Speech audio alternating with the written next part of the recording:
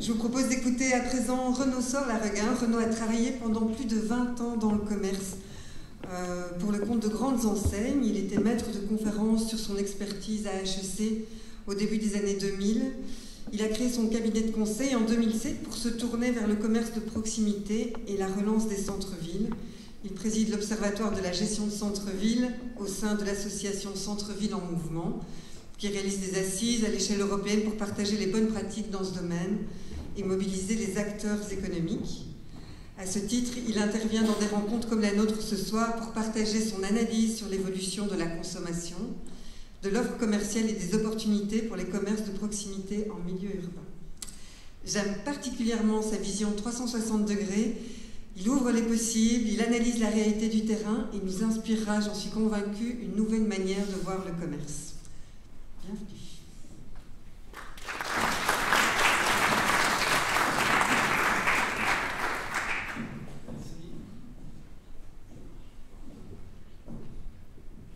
Voilà.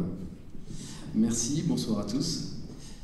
Beaucoup de choses ont été dites déjà tout à l'heure, donc je vais sans doute aller un peu vite sur certaines pages. Vous inquiétez pas, c'est pas pour vous perdre, hein. Je ne ferai pas exprès, c'est juste que j'ai pas envie non plus que vous m'assassiniez à la sortie tout à l'heure, parce que vous en aurez trop vu, trop lu. Donc le PowerPoint que je vais vous présenter, je vais le passer un peu rapidement parfois, ne vous inquiétez pas. Voilà, donc le commerce de demain. Vous voyez le nom de l'auteur, hein, c'est Charles Attan, je ne sais pas si vous connaissez, c'est un gros menteur. C'est moi en fait. Donc, j'ai décidé de ne pas vous parler du commerce de demain, je vais essayer de vous parler du commerce d'aujourd'hui, parce que demain c'est quand même très compliqué, tellement les choses changent, et ce qu'on va essayer de voir ensemble, c'est les différentes évolutions, mutations, révolutions qui sont à l'œuvre aujourd'hui, qui font que c'est très très très difficile pour vous, acteurs de l'économie, pour vous commerçants, de savoir à quelle sauce vous allez être mangé, et puis comment rebondir, est-ce qu'il y a des opportunités, est-ce qu'il y a des menaces, comment faire. C'est vrai que la situation n'a jamais été aussi compliquée, il faut être honnête, donc c'est le thème qu'on m'a demandé de travailler, mais pour être honnête aussi, je vais justement quand même essayer de rester relativement pragmatique. On ne peut absolument pas prévenir l'avenir en ce moment, on va essayer de prédire aujourd'hui. Voilà, je vais me contenter d'aujourd'hui, essayer de comprendre ce qui se passe aujourd'hui, et après, vous ferez avec pour vos projections personnelles dans vos activités. Déjà, si j'arrive à faire fonctionner cette petite manette aujourd'hui, ce sera très bien. Donc, on va parler de ficelles, hein, parce que ce n'est pas non plus des grandes stratégies, c'est plus des tactiques, hein, des idées vues ailleurs, hein, bien souvent, hein, dans toute modestie. Beaucoup ont été dites tout à l'heure, puis on va essayer de mettre ça dans l'ordre. Donc, on va partir de l'histoire. Ouais, ça marche. Donc avant, la proximité, c'était bien. C'était mieux que loin. Les Seychelles, c'est sympa, mais c'est loin. Si c'était à côté de Dunkerque, à la place de Berck-Plage, par exemple, ça serait plutôt cool. Voilà, donc tout ce qui est proche est mieux, parce que c'est moins d'efforts, ça coûte moins cher, on gagne du temps. Et il n'y a pas que l'homme qui a décidé ça, les animaux, donc cette petite souris, vous lui mettez un bout de gruyère à 30 cm ou un autre à 3 mètres, elle va prendre celui qui est le plus proche. Et en hydraulique, en mécanique, tout fonctionne comme ça. L'eau, quand elle coule avec la gravité, elle prend le plus court chemin. La lumière, avec la vitesse qu'on lui connaît, prend aussi le plus court chemin. Tout prend le plus court chemin. Donc, le fonctionnement du commerce de proximité était intelligent à l'origine. En fait, on s'est mis là où c'était le plus court chemin pour les gens, c'est-à-dire les habitants. Donc on s'est mis au pied des immeubles. Pas mieux que ça, hein. Je descends mon étage, j'achète ma baguette, etc. Et puis les habitants se sont mis ensemble, donc ça a formé des centralités, des villes, et donc on avait historiquement partout en Europe des commerces en pied d'immeuble et les logements dans les étages. Voilà, donc c'était la proximité, puis tous ceux qui habitaient un petit peu à la campagne, bon, ils savaient que c'était sympa, ça avait l'air pur, mais ils n'avaient pas l'avantage de la commodité. Et encore, on a les signes de ça, quand on vous vendez un appartement sur un site internet, vous allez mettre proche toute commodité. Donc normalement, c'est quand même un élément extrêmement structurant. Et quand on demande aux consommateurs qu'est-ce qui fait qu'on choisit tel ou tel commerce, il y a toujours deux critères depuis toujours, hein, ça n'a pas changé, c'est la proximité et le prix. Et la proximité est d'abord et avant le prix, y compris pour les hypermarchés de périphérie. C'est curieux, mais bon, le prix est tellement fort qu'à un moment donné, et on y vient. Voilà, donc en fait, la loi au départ, c'était la proximité, sauf que ça a changé. Ça a changé dans les années 50 avec la voiture. Et puis même si certains se souviennent de la crise de 73, même si l'essence était encore plus difficile à trouver qu'aujourd'hui, que c'était compliqué, n'empêche que c'était quand même pas très cher. Et même aujourd'hui, c'est très cher, c'est quoi? C'est 10 centimes le kilomètre. Donc c'est-à-dire 1 euro 10 km. Combien vous seriez prêt à mettre pour faire 10 km, pour éviter de faire 10 km à pied? Donc 10 euros pour 10 km? Non, personne dans la salle, je pense, économiserait 10 euros pour éviter de faire 10 km à pied. Je ne parle pas de faire de la randonnée, parce que là, évidemment, on a envie de laisser la voiture au parking. Je parle de tous les jours, hein, aller chez le dentiste, aller faire ses courses. Donc, on serait peut-être... Il y a un moment, peut-être à 50, 100 euros, on va se poser la question. Mais vous voyez, c'est peut-être 10, 20 fois plus cher que le prix de l'essence aujourd'hui. Donc, on est encore très très loin. Mais à une époque, c'était encore moins cher que ça. Donc, c'est vrai que tout à coup, on est devenu fou. On a finalement préféré aller loin. Et qu'est-ce qu'on a fait avec ça? Avec ces voitures qui ont été accessibles au plus grand nombre, avec des voitures qui symbolisaient aussi le premier signe extérieur de richesse et la liberté. Donc, eh bien, on a mis tout dehors. Pourquoi on a tout mis dehors? Et là, tout le monde est responsable. On a tout mis dehors, d'abord les logements, les maisons, les lotissements, c'est ce qu'on appelle l'étalement urbain, hein, avec le pavillon de banlieue, son jardin, parce que pour le même prix qu'un appartement, on pouvait avoir un jardin, dans le sud, sa piscine. Les entreprises, plutôt que vivre dans des bureaux en étage, compliqués, pas d'ascenseur, mais là, ils se mettaient sur un grand espace. Et puis les commerces, au lieu d'avoir 30 mètres carrés, ils en avaient 200 pour le même prix. Et puis, au lieu de se garer à 200 mètres du magasin, là, il y avait le parking devant le magasin. Même le client pouvait se garer parfois dedans, ça s'appelle les drives. Donc, en fait, vous avez petit à petit toutes les infrastructures, que ce soit commerciales, administratives, éducation, les gymnases, le sport, le cinéma, la culture, avec les multiplex, etc.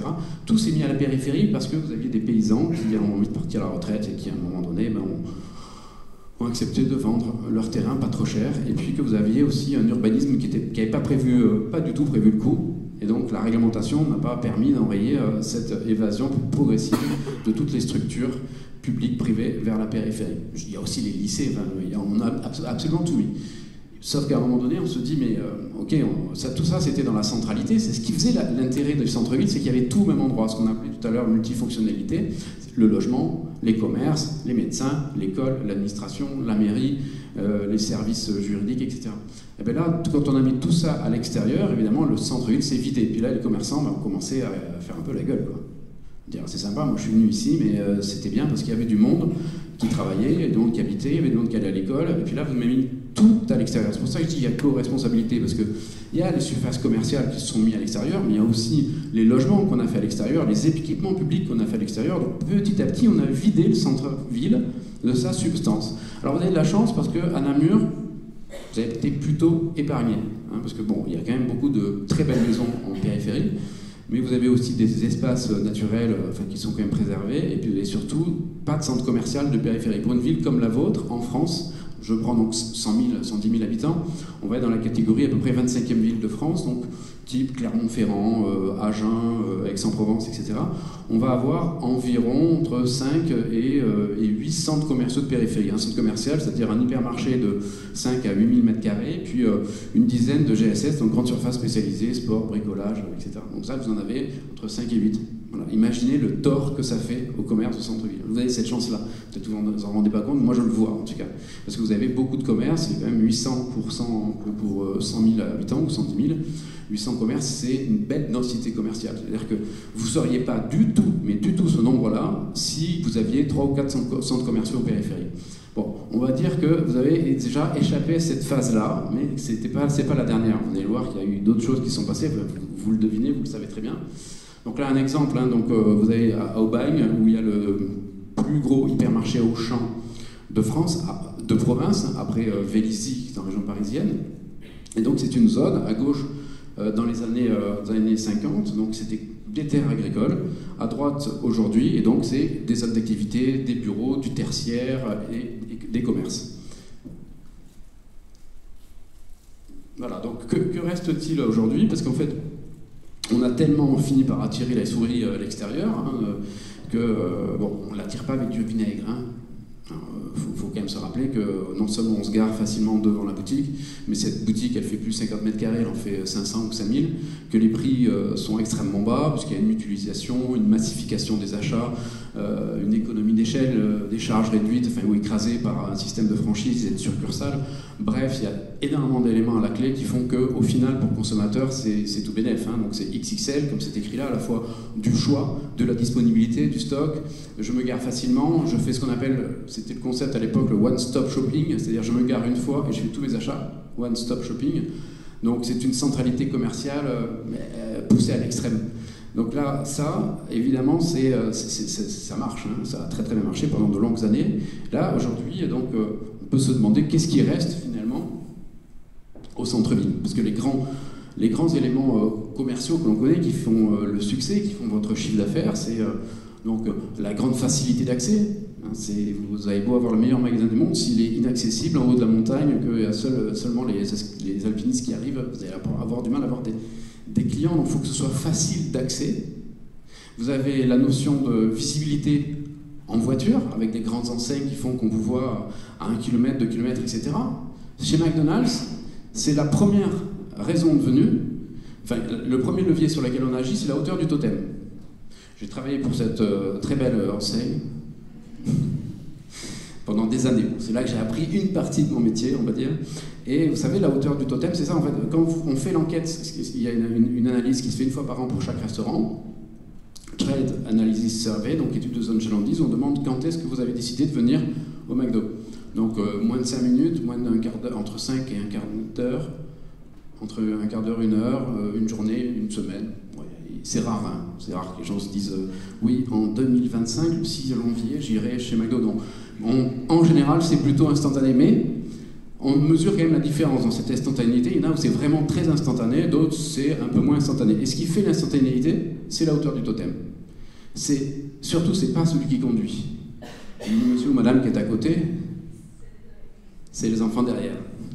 Voilà. Et là, vous vouliez les distraire, regardez la belle forêt à gauche, et puis finalement ils ont regardé à droite, ils ont vu le totem, et papa, maman, McDo, ils y avaient droit. Donc ça, c'est eux qui décident en fait, hein. Et donc vous avez droit aussi à votre Happy Meal. Donc, du coup, et votre jouet. Et plus, hein, vous pouvez aller à l'aire de jeu aussi si vous avez envie. Donc, vous avez... donc, la visibilité, c'est extrêmement important. C'est vraiment un critère extrêmement important. Ils dépensent beaucoup d'argent avec ce qu'on appelle permanent signage, c'est les pré-enseignes, les petits panneaux qu'on voit un peu avant. Parce que, là, ce qu'on appelle, en anglais, c'est top of mind. Vous savez, les Français, on parle très très mal anglais, pourtant, on adore utiliser des mots anglais. Comme ça, je sais pas pourquoi, d'ailleurs. Je déteste ça. Et du coup, le top of mind, c'est vraiment faire penser à. Donc, on fait penser à McDo au moment où on n'y pense pas du tout. Et puis là, paf, on se dit, tiens, on ne sait pas d'où ça vient, mais en fait, c'est que 50 mètres avant, on a croisé un petit panneau de 40 cm par 80 avec des golden arches comme ça qui vous le disent. Bon, donc la visibilité est super important. Facilité de stationner, évidemment, le choix, le stock et les prix bas. Tout ça, la périphérie l'avait, le centre-ville l'avait un petit peu moins. C'est mécanique, c'est pas une question de jugement de valeur, c'est juste que économiquement, toutes ces promesses sont très dures ou techniquement très dures à tenir. Ouais, donc en fait, il y a eu après un petit changement, et c'est plutôt bien. C'est que quelque chose qui s'appelle Internet est venu un petit peu casser cette loi de proximité-distance. Puisque Internet a permis d'avoir sur soi à la fois son travail, sa banque, son agence de voyage, son magasin, et de faire plein de choses sans se déplacer. Donc, mieux que la proximité historique qui avait perdu la bataille face à la périphérie, là, il y a un truc qui arrive, qui n'est même pas visible, qui est totalement virtuel, et qui vous amène des choses sans vous déplacer. Donc, c'est le don d'ubiquité. Vous vous souvenez, vous avez tous entendu parler de ce truc, où on peut être à plusieurs endroits en même temps. Ben, c'est un peu ça. Et ce qui fait qu'il n'y a plus les petits de centre-ville contre les grands de la périphérie. Il y a maintenant les commerces, ou les proches contre les éloignés. Hein. Il y a les commerces faciles et les commerces compliqués. Et vous pouvez très bien être un commerce centre-ville facile, parce que vous êtes ouvert à la bonne heure, parce que vous avez du stock, parce que vous êtes sympa, etc. Et que le commerce compliqué, c'est celui de la périphérie, où il faut quand même y aller, il faut se garer, etc., etc. Donc la bataille a changé, parce que là, on a redistribué les cartes avec Internet, c'est-à-dire qu'on a réduit le niveau d'effort dans la tête des gens. Les gens sont beaucoup moins prêts qu'avant à faire des efforts pour aller acheter des produits. On les a rendus paresseux, on a rendu l'ensemble des consommateurs paresseux. Ils peuvent commander de leur lit. Hein. Vous avez Tout sur mince, c'est pas ça que je voulais faire. Voilà. Hein, donc ça, c'est le magasin d'aujourd'hui. Ça, ou le canapé, ou le bus, hein, ou votre voiture. Bon, votre voiture, c'est dangereux quand même. Dans les embouteillages. Voilà. Et donc, du coup, c'est vrai que maintenant, les 15 bornes, pour aller au centre commercial de périphérie, tout à coup, ça vous paraît super plus loin, quoi. Donc ça a vraiment permis de changer d'échelle par rapport à la notion d'effort de distance. Alors, vous allez peut-être aller à la périphérie, mais pour quelque chose qui en vaut vraiment la chandelle. Donc, toutes les questions qu'on se pose là depuis tout à l'heure, j'allais dire depuis ce matin, parce qu'en fait, c'était tellement intéressant que j'ai l'impression d'y avoir passé toute la journée, déjà, c'est qu'on a des centres commerciaux qui veulent devenir des centres de loisirs, avec ce qu'on appelle l'entertainment, avec des cinémas, des bowling, etc. Voire même avec du logement au-dessus, c'est-à-dire qu'ils veulent essayer de copier les centres-villes.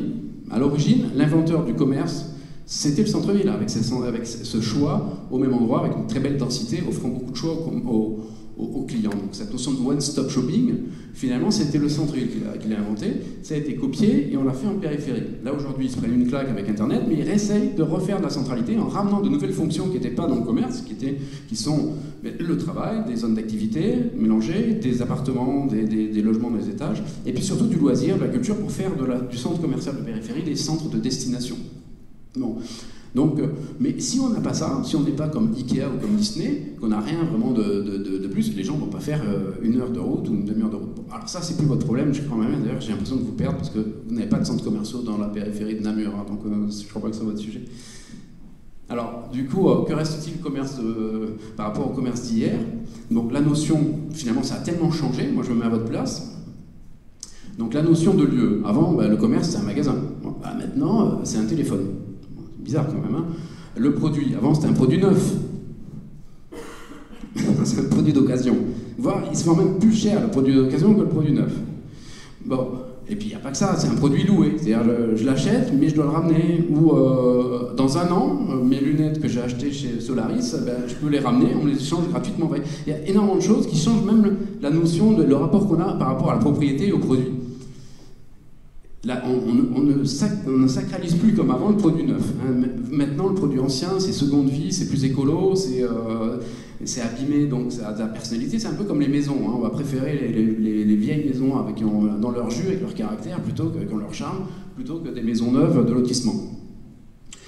Le temps, avant, on était ouvert à 9h, 10h, et puis on fermait parfois entre midi et 2, puis on fermait le soir à 18 ou 19h. Non, 18h, sinon vous ne serez pas là ce soir. Ouais. Bon, et là, en fait, le e-commerce, c'est tout le temps. C'est H24, 7 sur 7, il n'y a pas de jour férié, rien. Moi, je connais quelqu'un qui travaille dans un site internet, en fait, il s'est posé la question de son contrat de travail au moment où il s'est rendu compte que finalement, pendant les vacances, il fallait quand même qu'il y ait quelqu'un qui... C'est super compliqué, parce qu'il n'y a aucune tolérance de la part des clients par rapport à la fermeture. Il n'y a aucun site internet qui vous dit « c'est fermé en ce moment ». Non, Amazon, non, on prend 2 jours, c'est terminé, vous revenez mercredi prochain. Ça n'existe pas, ouais, ils réinventent complètement les choses, ils repoussent plus loin les limites. Le commerçant, donc voilà, c'était un monsieur, une dame avec un crayon, là, très sympa, qui vous reconnaissait. Alors Madame Michu, vous connaissez ce Beaufort d'été? Non, pas du tout, écoutez, je vais vous en donner un petit morceau, là, vous m'en direz des nouvelles la prochaine fois. Là, c'est plus du tout ça. Là, vous avez acheté tel livre, donc vous allez aimer tel autre livre. Donc on est sur une reconnaissance, bien sûr, par rapport à votre historique d'achat, mais des fois, ça fait des bugs pas possibles. Des fois, vous avez des notifications qui n'ont rien à voir avec vous. C'est juste, vous avez tapé au mauvais endroit, puis vous vous retrouvez avec des annonces. Vous dites, c'est quoi, là? Qui a touché mon téléphone? Et donc là, vous recevez des notifs, vous avez la possibilité de chatter, mais même avec le chat, quand vous posez une question, vous ne savez pas si c'est un vrai humain en France, en Belgique, ou un vrai humain en Inde, etc. Ou si c'est un robot. Et des fois, c'est hyper bien fait. On a vraiment l'impression que c'est pas un robot, quoi.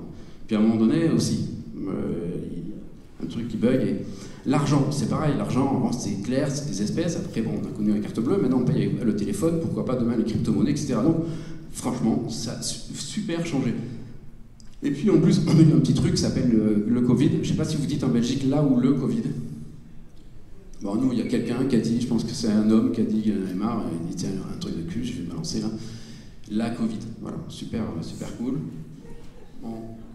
Et là, donc ça aussi fait... Alors, les tendances existaient avant le Covid, c'est-à-dire il y avait pas mal de notions, Internet, la notion de circuits courts, il y avait pas mal de choses qui existaient avant, la solidarité avec les commerçants de proximité. Mais là, les confinements, la Covid a accéléré tout ça. Toutes ces mutations à l'œuvre sont finalement allées plus vite que prévu. Peut-être qu'on aurait pris 5 ans pour faire ce qu'on a fait peut-être en 2 ans. Donc super, on peut féliciter tous nos gouvernements, ils ont vraiment réussi, ceux qui ont inventé le Covid. Tout ça est allé beaucoup plus vite. Alors, non, je vais peut-être vous dire un truc que vous n'avez peut-être pas vu quelque part, et qui est d'ailleurs peut-être complètement stupide, hein, vous me le direz tout à l'heure au moment des échanges questions-réponses, que ça a quand même changé pas mal de choses par rapport à notre sujet, qui est le commerce, qu'il était des choses qui ne changeaient pas avant. Le premier pilier, donc il y en a 3 qui, selon moi, on va beaucoup bouger. Le premier, c'est celui de la notion d'emplacement. Avant, alors je ne sais pas si vous le dites aussi en Belgique, mais avant, quand on interrogeait un commerçant pour dire quelles sont les 3 règles d'or, il vous disait l'emplacement, l'emplacement, l'emplacement. Ça marche aussi avec implantation, hein. Implantation, voilà. Et là, du coup, en fait, ce qui se passe, c'est que c'était pourquoi? Parce qu'il fallait être visible. Donc celui qui était dans la rue principale, il avait plus de chances de faire du chiffre, d'avoir des clients, du flux, plutôt que celui qui était dans la rue derrière. Celui qui avait la rue derrière, il avait acheté son petit local à 500 € par mois de loyer, ok, mais il n'avait personne. Et l'autre, bon, ok, il avait dépensé 3000 pour la même surface, il avait du monde. Donc on comprend pourquoi, souvent, et c'est vraiment lié à ça, tout est lié par rapport au flux, l'emplacement. Sauf que là, avec le petit téléphone, là, si on veut savoir où est le commerce, eh ben, il va nous indiquer le chemin. Et je vais peut-être aller sur celui qui est là-bas, qui en plus, dans l'inconscient collectif, c'est celui qui est derrière, un peu caché, c'est peut-être mieux que celui qui est devant en pleine rue. Parce que celui-là, il faut le mériter, faire un petit effort, c'est hey, je vais te dire un truc, j'ai un secret là, j'ai un super commerce qui est juste derrière. Donc ce côté un peu, je l'ai déniché moi-même, je suis plus malin que les autres parce que je l'ai trouvé alors que celui qui est au milieu de l'année à la figure, j'ai aucun mérite, ben, c'est valorisant aussi pour soi. Donc la technologie vous amène à voir à travers les murs et d'un coup la notion d'emplacement change. Je ne dis pas qu'évidemment, il faut quand même avoir tant qu'à faire un emplacement top, numéro 1, comme on dit, mais on peut avoir sa chance, et c'est la stratégie par exemple du magasin Agnès B. Agnès B n'est jamais un emplacement numéro 1, mais ils ne sont jamais non plus au cul du loup. Ils sont juste derrière l'emplacement numéro 1. Sur la petite rue perpendiculaire ou juste parallèle derrière. Donc les gens le savent, comme c'est un magasin de destination, on y va parce qu'on sait ce qu'on va y trouver, pour des questions de réputation, d'image, etc. On va aller derrière. Donc, mais le loyer sera 2-3 fois moins cher. Voilà, donc ça change au niveau du compte d'exploitation et des marges. La deuxième chose, la surface, vous pouvez avoir, et c'est ce qu'on appelle le downsizing, vous voyez, c'est un mot à nouveau pas latin, et c'est la notion d'avoir une surface plus petite, parce que avec la voiture, et les grandes surfaces de périphérie nous ont amené à voir le commerce avec la notion de taille. Plus on était grand, plus on faisait de chiffres. Et en plus, c'était exponentiel. La preuve, c'est les hypermarchés. Les hyper au mètre carré font plus de chiffre d'affaires que les supermarchés. Les supermarchés, c'est 2500 mètres carrés, les hyper, c'est 10 000, enfin à peu près en moyenne. Donc non seulement vous avez le coefficient, c'est-à-dire vous avez plus de mètres, donc forcément plus de chiffres, mais en plus, le chiffre d'affaires au mètre carré est plus important, plus vous avez de mètres carrés. Et bien là, en fait, bon, et donc vous le payez aussi, hein, ce mètre carré en tant que charge, etc. Mais là, en fait, vous n'êtes plus obligé, parce que le client peut venir, choisir son canapé avec vous, avec un conseil, etc., le tissu, le toucher, etc. Mais évidemment, vous ne l'avez pas en stock. Hein, vous le livrez, parce que ça n'intéresse pas les gens. Ils ne sont pas venus en voiture, de toute façon, la voiture est de plus en plus petite, et puis ils ne vont pas le porter dans la rue, etc. Donc finalement, vous pouvez présenter une offre de meubles, d'électroménagers, etc., de produits qui sont dits encombrants, qui n'avaient que comme solution d'expression la périphérie avec des grandes surfaces. Aujourd'hui, ces enseignes-là, ces secteurs d'activité reviennent en ville. Parce qu'on a moins besoin de surface. Et il n'y a pas que... Alors, il y a des domaines où il faut vraiment avoir le choix, parce qu'évidemment, si vous allez acheter du Doliprane, ah ben non, je n'ai pas en stock, il faut attendre 8 jours. Ou je vais vous livrer votre Doliprane. Bon, ça ne marche pas avec tout. Il faut quand même avoir les produits dont on a besoin tout de suite, il faut les avoir en stock. Mais des produits un peu segmentants, qui demandent de réflexion, etc., vous n'êtes pas obligé d'avoir tout le stock. Donc, ce n'est pas la peine d'avoir 300 mètres carrés, vous pouvez peut-être vivre avec une belle surface d'expression sur 30, 40, 50 mètres carrés, donc moins de loyer, etc., etc. Mais par contre, une force de vente, du conseil, on va le voir, il y a d'autres trucs. Il ne faut pas non plus tout couper. Donc, la notion de surface va changer. On peut avoir un magasin plus petit, réduire ses charges et avoir donc un meilleur résultat. Et enfin, la notion de prix. Alors le prix, c'est souvent été lié au prix du magasin. C'est-à-dire le magasin étant construit pas trop cher sur un terrain pas trop cher, avec un grand parking pas trop cher, au final on avait des prix pas trop chers. Voilà. Alors qu'en centre-ville, c'est bien connu, les loyers, etc., tout ça est très cher, donc finalement on ne peut pas, on a des telles charges, le personnel est dur à trouver parce qu'il a du mal à se loger sur place, il y a des frais de parking, il y a tout ça, donc du coup, les prix c'était plutôt la périphérie, c'était rarement le centre-ville, à moins d'être sur des modèles vraiment low cost, type Aldi, Lidl, qui savent faire pour d'autres raisons, mais sinon, ça allait souvent avec la périphérie. Il y avait une espèce de corrélation, plus tu payes, plus tu t'éloignes, moins c'est cher. Plus tu veux acheter à proximité, plus c'est cher. Aujourd'hui, c'est plus tout à fait vrai. Puisqu'avec Internet, on peut faire des ventes additionnelles en tant que petit commerce. On peut élargir sa zone, qui est infinie, qui est mondiale. Un petit magasin à Namur peut avoir une zone qui fait de la maroquinerie avec des sacs très originaux, peut les vendre aux quatre coins du monde. Faire du chiffre d'affaires additionnel, réduire ses charges avec la surface, comme je viens de l'évoquer, avec un emplacement peut-être un peu moins numéro 1. Finalement, faire plus de chiffres et puis avoir moins de charges, c'est plus de marge. Donc soit la marge on la garde pour soi, soit on la réinjecte dans le prix, et puis à ce moment-là on crée une promesse de valeur sur le discount, sur le prix. Donc on peut avoir maintenant des choses qui n'étaient pas compatibles avant, c'est prix et proximité. Avant, le privilège de la proximité, c'est-à-dire je descends, c'est ouvert, j'achète mon truc, vous le saviez, le petit sachet de gruyère que vous avez chez l'épicier du coin ouvert à H24, ça s'appelle convenience, celui-là vous le payez 4 fois le prix par rapport au magasin de l'Aise ou Colruyt de la périphérie. Donc là, ça change aussi de ce côté-là. Voilà. Pourquoi je suis là? Celui-là. Voilà. Tac, tac. Non, trop vite. Voilà. Et en plus, on a deux grandes tendances, c'est pas des tendances, c'est des mutations, des révolutions qui sont d'une part liées au réchauffement climatique, à la dérégulation du climat, et donc toute la sensibilité, l'éco-responsabilité, etc. des gens, le côté très anxiogène également, les mesures qui sont prises, et puis les évolutions sociétales, on en a un petit peu parlé tout à l'heure. Donc là, tout ça vient énormément brouiller les pistes, ça devient encore plus compliqué après le Covid, on a en plus ces grandes évolutions. Et là-dessus, évidemment, comme c'était hyper simple,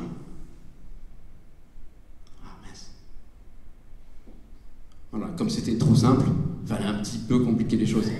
Donc du coup, on a créé une guerre, voilà. Et puis de la pénurie, et puis allez, le BCE s'est dit on va augmenter les taux d'intérêt, il suffit là maintenant l'argent facile. Et puis donc on a tout ça qui s'additionne en même temps, super sympa, le cocktail. Et donc on a des éléments très importants qui vont impacter le pouvoir d'achat, mais aussi des éléments importants qui vont impacter le vouloir d'achat, qui est presque aussi important. Parce que des fois on dépense de l'argent qu'on n'a pas, c'est pas un problème si on a envie. On s'endette, on se fait engueuler à la maison, mais on peut dépenser. Mais là, le pire, c'est le vouloir d'achat. On a de l'argent, mais on ne le dépense pas.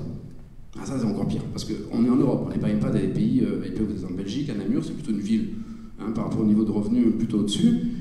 Donc la question, c'est pas forcément que le pouvoir d'achat, c'est le vouloir d'achat, c'est le manque de désir, c'est la peur, c'est le côté anxiogène de la société dans laquelle on est.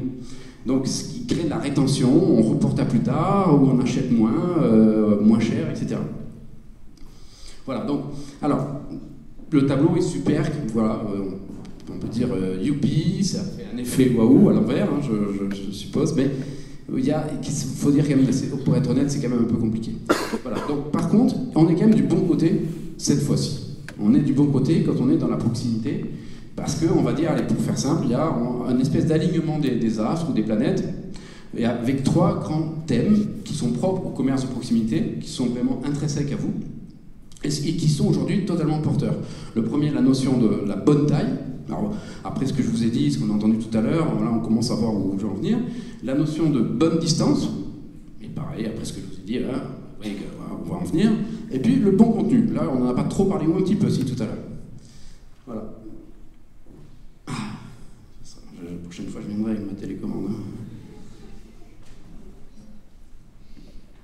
Voilà, bon, c'est ça, c'était la bonne taille. Alors, la bonne taille. La bonne taille, franchement, bon là vous ne me voyez pas, hein, j'ai l'air de faire 1m90, mais en fait c'est une illusion d'optique.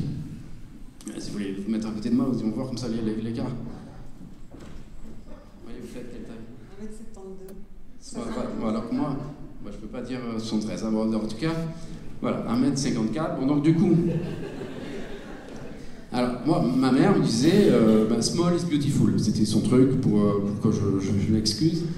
Et du coup, c'est vrai que la notion de taille, en général, c'est un avantage. Vous êtes dans un énorme paquebot, vous pouvez faire les calanques de Cassis, je ne sais pas si vous voyez les calanques de Cassis, c'est mieux avec un Zodiac, voilà, c'est plus sympa.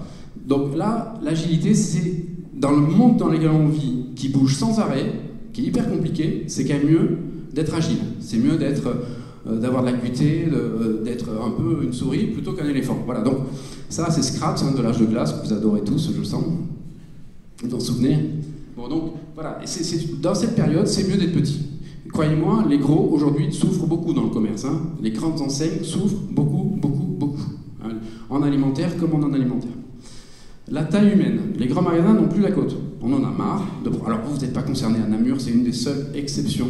C'est une exception dans le monde entier. Tout le monde en parle, de partout. On dit Namur, une chance énorme, ils n'ont pas de centre commercial périphérique. Non, objectivement, c'est vrai que c'est un sujet un peu français, ça, c'est qu'on a beaucoup de centres commerciaux, malheureusement, en France, et que les gens en ont marre des hypermarchés. C'est un format qui est vraiment en crise, mais il n'y a pas que les hyper, qui sont les formats alimentaires souverains, il y a même en non-alimentaire. Non alimentaire, on en a marre aussi de passer Ikea 2 heures voilà, pour acheter juste un torchon, donc c'est un peu bête. Bon, donc du coup on le demande à un copain, c'est un sketch de Jamel Debbouze, je crois. Voilà. Tu vas à Ikea, bon, ben, profites-en si tu peux m'acheter ça.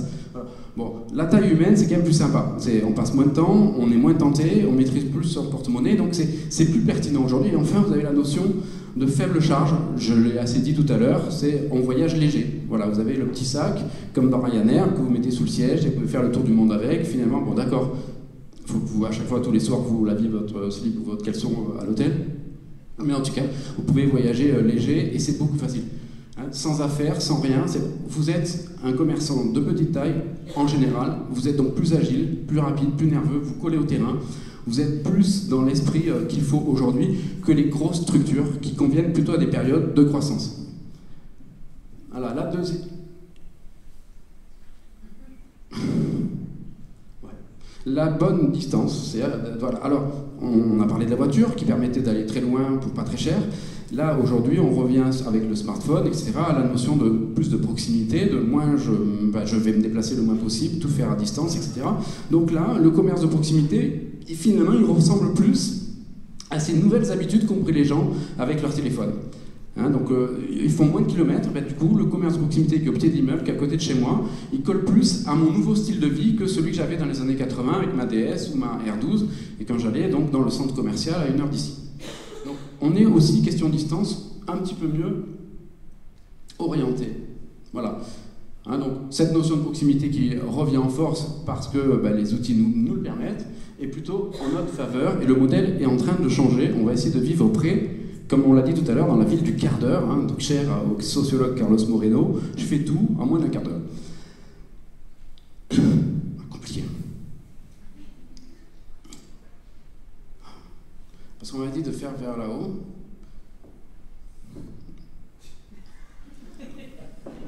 C'est un sketch. En fait c'était pour faire un sketch. Bon, là, j'étais là, ça je m'en souviens, c'était il y a 5 minutes. Voilà. À bonne distance, oui. Et donc, la ville du quart d'heure, on arrive à une ville plus inclusive, c'est-à-dire on fait tout sur place, plutôt qu'éloigner tout à la périphérie, on a tout sur place. Donc c'est plutôt mieux au plan à la fois du temps gagné, de l'essence pas consommée, donc du pouvoir d'achat, et également pour la planète, hein, sur le niveau de l'empreinte carbone. Voilà, la ville du quart d'heure. Et le bon contenu. Donc le contenu, c'est ce qu'on vend en fait. En échange d'argent, qu'est-ce qu'on vend? On a donc en général des produits, et donc, mais par rapport à la photo que je viens de vous montrer de linéaire commerce, de supermarché, on va vendre bien plus quand on est dans la proximité que quand on est un format fonctionnel comme le supermarché ou l'hypermarché. En fait, quand on va dans un commerce de proximité, on n'attend pas du tout la même chose, on n'a pas du tout les mêmes exigences que dans un grand magasin de périphérie, où là on veut du stock, on veut du prix, du choix, etc. On est dans l'anonymat le plus total, mais c'est pas grave. Quand on fait le choix délibéré d'aller dans un commerce de proximité, on va le faire chez quoi? Du lien, voilà. On va chercher du lien, mais pas seulement parce qu'on aime bien son commerçant, c'est qu'on aime bien qu'il nous reconnaisse aussi, on aime bien qu'il nous montre qu'il nous aime bien, hein, qu'il nous dise un petit truc sympa, et pas mécanique, pas une notification push comme ça qu'on reçoit sur son téléphone, un vrai truc cool. Et ça, c'est assez facile, et c'est ce que cherchent les gens. Pourquoi il y aurait les réseaux sociaux aujourd'hui, Instagram, TikTok, Facebook, c'est quoi? Réseau social. Social. Aujourd'hui, les plus grosses valorisations boursières, c'est sur du social. Ce qui se vend le plus aujourd'hui, c'est du social. C'est ce que cherchent les gens, du lien, etc. Alors des fois, il y a des amis qui ne connaissent pas, c'est vrai. Mais là, si on peut nous faire la même chose en vrai, c'est-à-dire avec des vrais amis, du vrai contact humain, etc., mais il se trouve que c'est juste ce que veulent les gens, en fait. Donc, il faut l'avoir en tête. Alors après, il y a tout ce que vous savez déjà, bien sûr, le conseil, l'expertise, parce que vous êtes des professionnels de votre métier, vous allez dire des choses que le client ne sait pas. Il est prouvé dans des études, je me souviens, c'est la FNAC qui a fait ça, que plus un client s'y connaît dans quelque chose, plus il l'achète cher. Quand vous ne vous y connaissez pas dans quelque chose, je prends l'exemple par exemple du chlore pour votre piscine, si vous avez une piscine, vous allez acheter le moins cher. Parce que personne ne vous a dit qu'il y avait une différence entre les chlores. Moi personnellement, je ne fais pas la différence entre les chlores, donc j'achète le moins cher. Bon, sauf qu'au bout d'un moment, j'ai vu que quand même ma piscine devenait verte, bon, je commence à me poser des questions. Mais c'est vrai surtout de la clé USB, du téléphone, la télé. Vous avez des articles qui sont... Le même article est à ce prix-là, et un autre est 3 fois plus cher. Vous dites, moi, je suis pas débile, je vais prendre le moins cher. Non, sauf qu'en fait, il y a une vraie vérité derrière qui se cache, qui n'est pas écrite. Et ça, c'est l'art du commerçant de vous l'expliquer. C'est vrai pour les services, les assurances, etc. Après, on va se vanter, dire, oui, moi, j'ai acheté pas cher, ça. Ok, d'accord, mais qu'est-ce que tu as derrière comme couverture?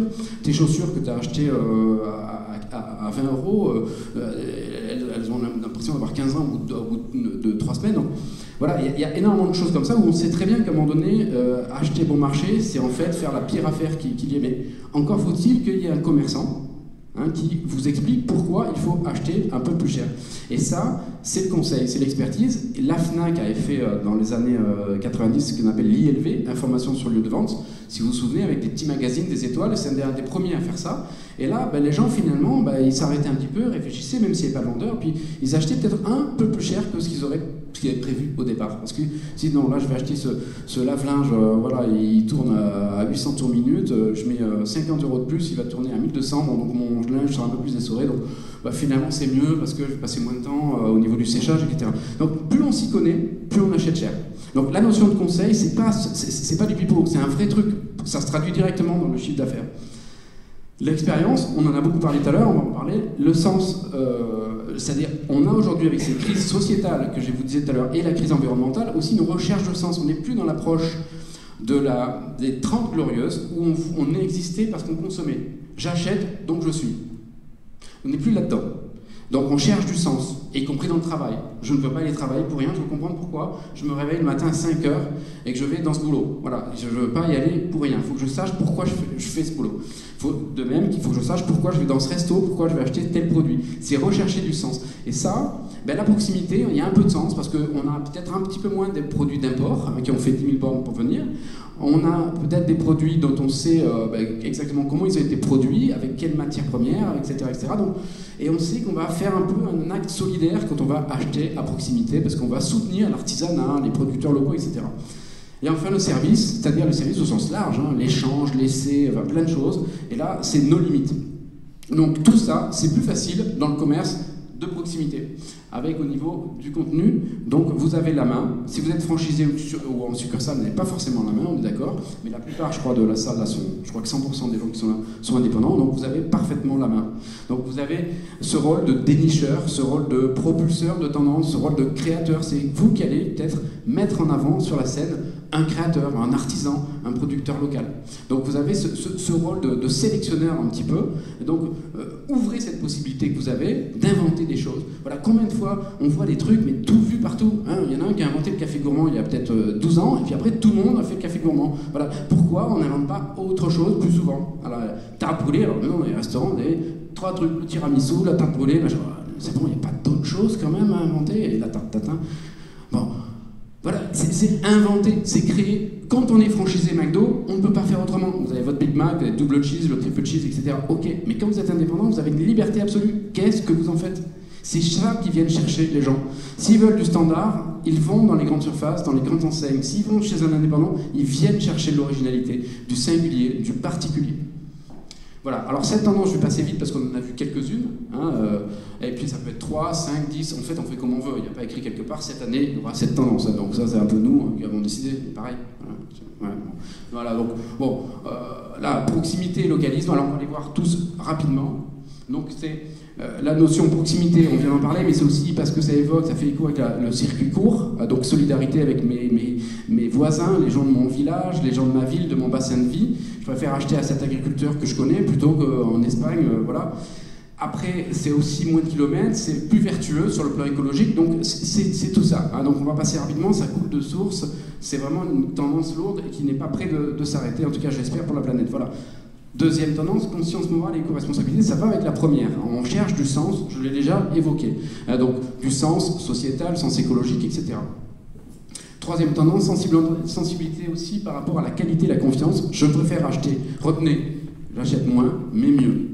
Alors, on voit par exemple, quand on fait des carbonara, que les gens peuvent avoir un comportement complètement délinéarisé. C'est-à-dire, ils peuvent en fait se comporter comme un riche pour les lardons et comme un pauvre pour les pâtes.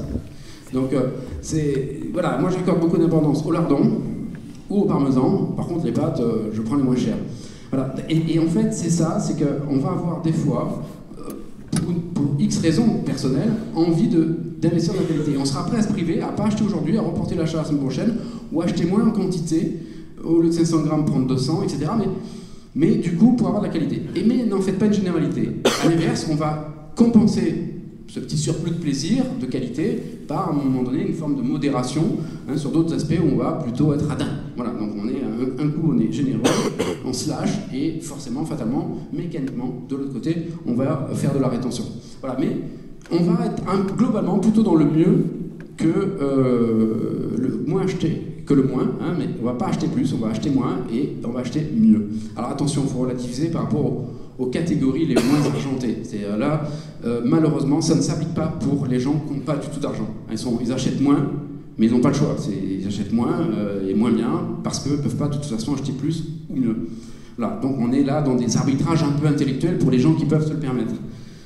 Donc tous les labels, etc., il y a beaucoup de choses qui arrivent comme ça. Et dans cet esprit-là, on voit aussi, puisqu'on a besoin de confiance, on a peur de toutes les crises alimentaires et autres, souvent on va acheter dans des magasins coopératifs, parce qu'on se dit, là, les gens, c'est leur magasin, vous savez, vous passez 2 heures par semaine à tenir la caisse ou à remplir les rayons.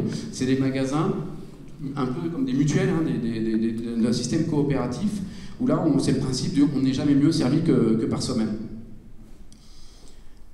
Il y a aussi cette énorme dans la confiance, la qualité, et un grand retour, finalement c'est incroyable, c'est-à-dire qu'on n'a pas confiance dans le produit tout neuf qui vient, bon je vais pas le dire sinon, voilà, mais bon qui vient de loin on va dire, et ce produit qui vient de loin, on imagine qu'il a été fabriqué par des enfants, avec un plastique qui n'est pas terrible, avec des poisons, avec machin, on va mourir. Bon. Donc du coup, puis il y a eu quand même pas mal de choses, en alimentaire comme en alimentaire, des canapés qui ont pris feu, etc. Et donc, du coup, là, on fait confiance peut-être plus à l'ancienne époque. Avant la grande époque de l'hyperconsommation, où on faisait un peu plus attention à ce qu'on produisait. On avait des belles motos, des bonnes voitures bien solides, on avait des beaux aspirateurs, etc. C'est l'époque Moulinex, c'est l'époque des Ray-Ban, c'est l'époque de plein de choses. Et ces produits, finalement, qui ont 30 ans, 40 ans, 50 ans, en plus, ils ont un look sympa. Donc, il y a un énorme retour, à la fois pour le design, mais aussi pour les valeurs que ça représente derrière, de tout ce qui est ancien. Et il y a même après, pour le côté un peu système D, avec Vinted, Troc de Lille, etc., évidemment, on va acheter des vêtements à 3 €, il y a le côté discount. Voilà, donc il y a énormément de choses qui reviennent à la mode aujourd'hui qui valent hyper cher. Donc ça, c'est par rapport à la notion de... C'est pas forcément le côté que nostalgique, mélancolique, etc., carte postale, c'est aussi la confiance. Je n'ai pas confiance dans ce produit moderne en plastique qui vient de je ne sais où. Voilà. Il y en a d'autres, il y en a plein. La tendance praticité numérique, alors voilà, on n'est pas là pour faire l'apologie d'Internet, mais c'est vrai que c'est pratique. Et je vous l'ai dit tout à l'heure, un magasin de proximité peut faire du chiffre d'affaires additionnel, il peut vendre à des clients qui sont super loin, il peut apporter du service, il peut faire, grâce à la technologie, énormément de choses qu'il ne peut pas faire en physique. Et également, comme ça a été dit tout à l'heure, dans le monde physique, il peut faire plein de choses que Internet ne peut pas faire. Mais tant qu'à faire, autant prendre les deux. Quand on est un magasin physique, on peut faire les deux. On peut à la fois faire ce que Internet, la technologie nous permet, et en même temps utiliser le physique, le monde réel, pour utiliser les 5 sens, théâtraliser, scénariser, faire du service, faire du conseil, aimer son client, etc. Mais la technologie, il ne faut pas s'en priver. Par exemple, un restaurant, de plus en plus de gens sont véganes ou sont allergiques au gluten. Bon, on pourrait très bien avoir sur Internet, je réserve ma place et je précise que je suis allergique au gluten. Donc, vous avez aimé, la dernière fois que vous êtes allé chez le coiffeur, c'est Martine qui vous a coiffé, vous vous souvenez pas? Et là, en fait, sur le salon de coiffure Jean-Luc David, etc., il y a les photos des coiffeuses, vous vous souvenez très bien, parce que vous l'avez vu dans le miroir pendant quand même 20 minutes, et là, vous ne vous souvenez pas du prénom, vous vous souvenez que c'était elle, Martine. Donc là, vous dites, je veux être coiffé par Martine, pour la couleur, ou la mise en pli, etc. Donc il y a énormément de choses dans le monde physique qui peuvent être facilitées, accélérées, rendues possibles grâce à la technologie. Vous allez me dire, oui, mais moi j'ai pas les moyens, j'ai pas de développeur, j'ai pas d'informaticien à la maison, mon fils fait autre chose, mais c'est quand même techniquement possible. Voilà, donc il faut absolument utiliser ça, et en tout cas, si vous ne le faites pas, la concurrence le fera, donc il faut quand même y aller.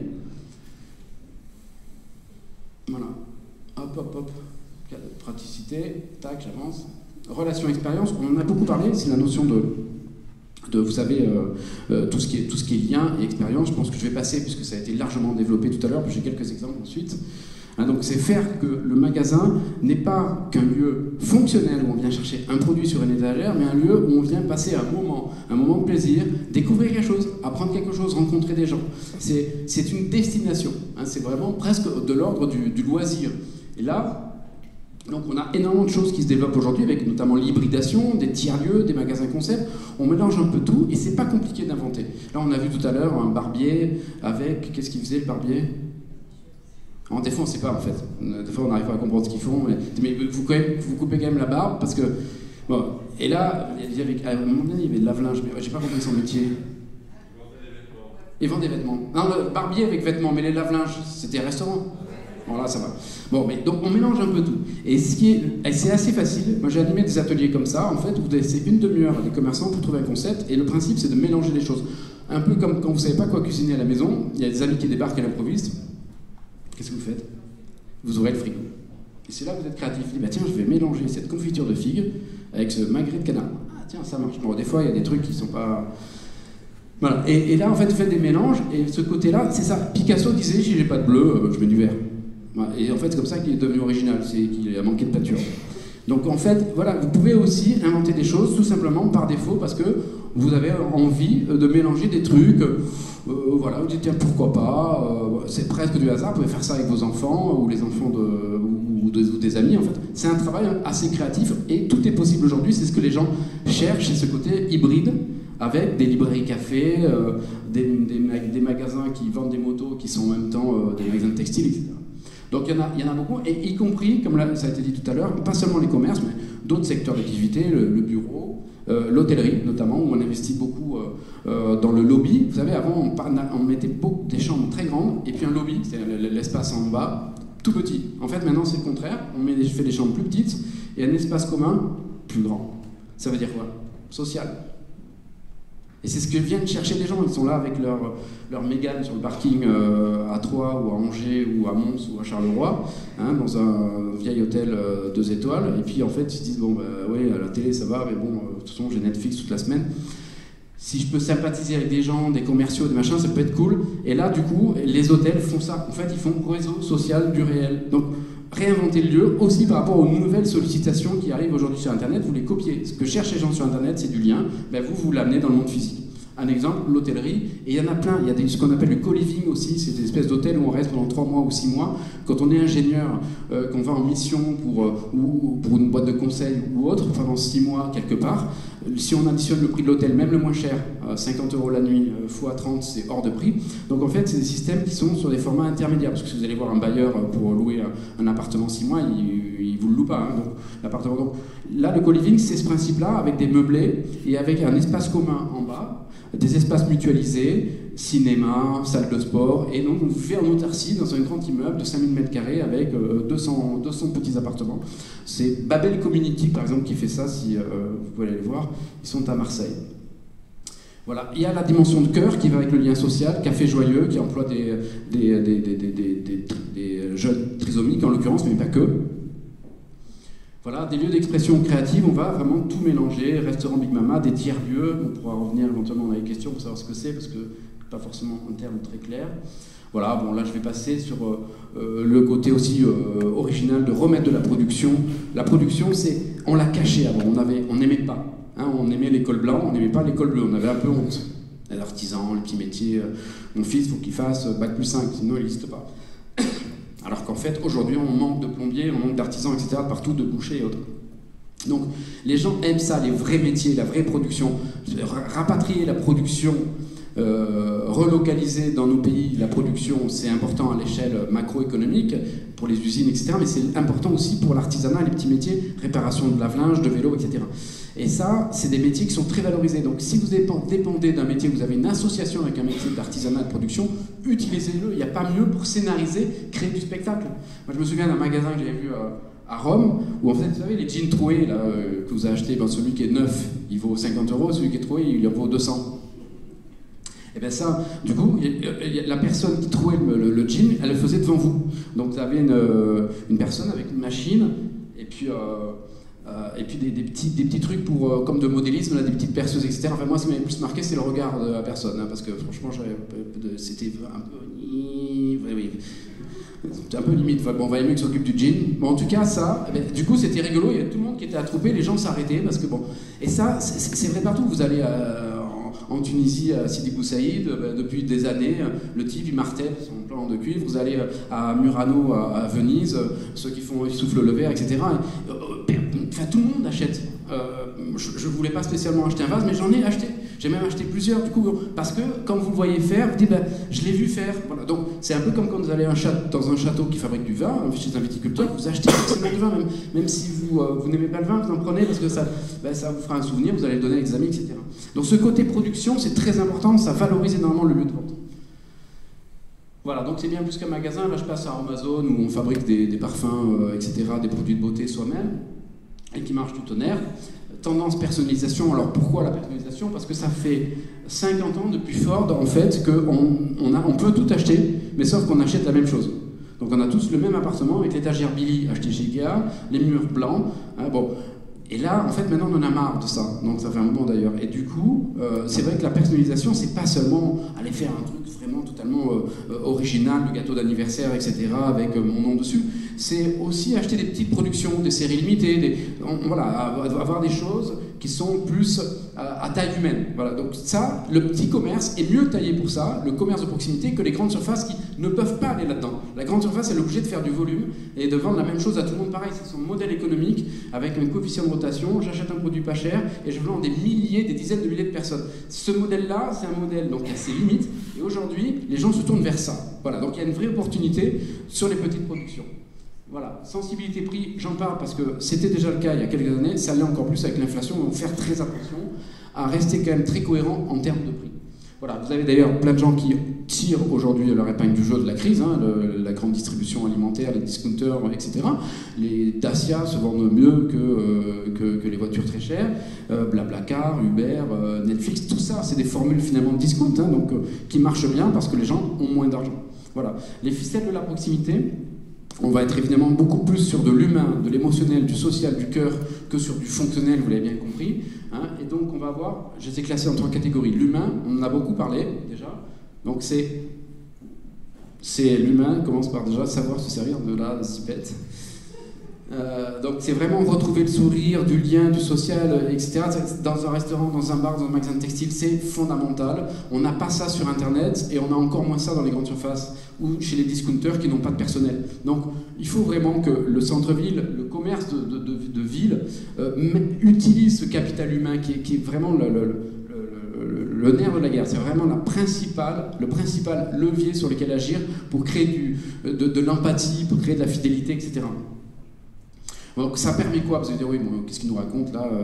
On va se faire la bise, on va se tutoyer, bon d'accord, 5 minutes ça va, mais je vais pas forcément acheter là. Non, c'est qu'il y a plein de trucs, je vous l'ai mis là, notamment la mémoire familiale, alors comment va ton grand-père, ça va mieux? Des petites choses comme ça, mais ça faut avoir envie, il faut aimer les gens. C'est sûr que si on n'aime pas les gens, qu'on ne retient pas le prénom de plus de 5 personnes, après soi-même, bon, franchement, c'est pas la peine de faire ce métier, il faut vraiment... Dans ce métier, il faut aimer l'autre. Il faut avoir de la mémoire, il faut avoir de l'intérêt pour les autres, de la curiosité, de l'empathie. Voilà. Après, la connaissance du quartier, c'est sûr que vous êtes un peu tous office du tourisme. Je pense tout le monde est venu dans votre magasin demander où étaient, alors pas seulement les toilettes dans votre magasin, mais des fois où était l'église, etc. Donc, vous avez un côté service public. Bon, ben oui, plutôt que fermer la porte, faire la gueule, etc., profitez-en, dites, bah oui, pas de souci, tenez, je vous donne la plaquette, etc. Et c'est des prétextes, c'est des occasions. Moi, je me souviens, chez McDo, à un moment donné, on avait mis un panneau, c'était la guerre contre Burger King. On avait réussi à faire sortir. Et le président de l'époque, Tony Henkin, avait eu à Chicago le prix du... C'est horrible, ce que je vais vous dire. Donc, âme sensible. Il avait eu, parce que Burger King, avec ses 3 points de vente, était sorti du territoire français après une grande bataille de 6 mois au niveau commercial.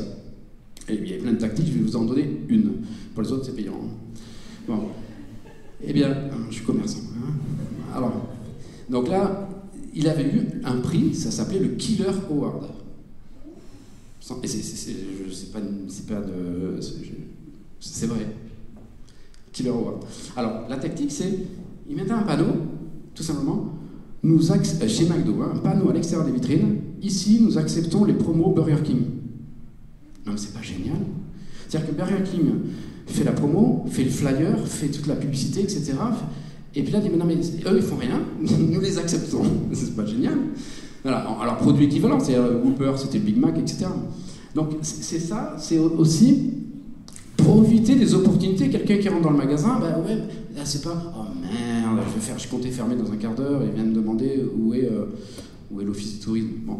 Donc là, c'est vrai qu'il y a plein d'occasions quand on est en ville, parce qu'il y a beaucoup de flux, de rendre service, d'être sympa, etc. Il faut profiter de ça. Et la contextualisation immédiate, c'est évidemment le marchand, tiens, il pleut, je vends des parapluies. Tiens, il pleut pas, bah j'en vends quand même, en fait, on ne sait jamais. Mais voilà, c'est vraiment ce côté qu'Internet ne pourra jamais. Il y a un match de foot, il y a un truc, bon, c'est aujourd'hui, c'est la Saint-Martin, ou c'est en ce moment, c'est le signe du scorpion, par exemple, il y a 10% gratuit pour tous les scorpions. On peut vraiment adapter sans arrêt à plein de choses. Bon, c'est ça le côté un peu tactique, un peu commerçant, hein, historique. Voilà, donc il faut vraiment remettre ce côté vrai, ce côté humain dans la ville, parce que Internet, la technologie ne le fera jamais. Voilà, réenchanter le quotidien, réenchanter la ville, réenchanter les centres-villes, réenchanter, comme si vous étiez des magiciens, le commerce. Voilà. Hein, donc faire du phygital, après vous dites j'ai fait un peu de phygital, vous savez phygital ça veut dire physique et digital, donc c'est les deux ensemble, comme je l'ai évoqué tout à l'heure, c'est très bien.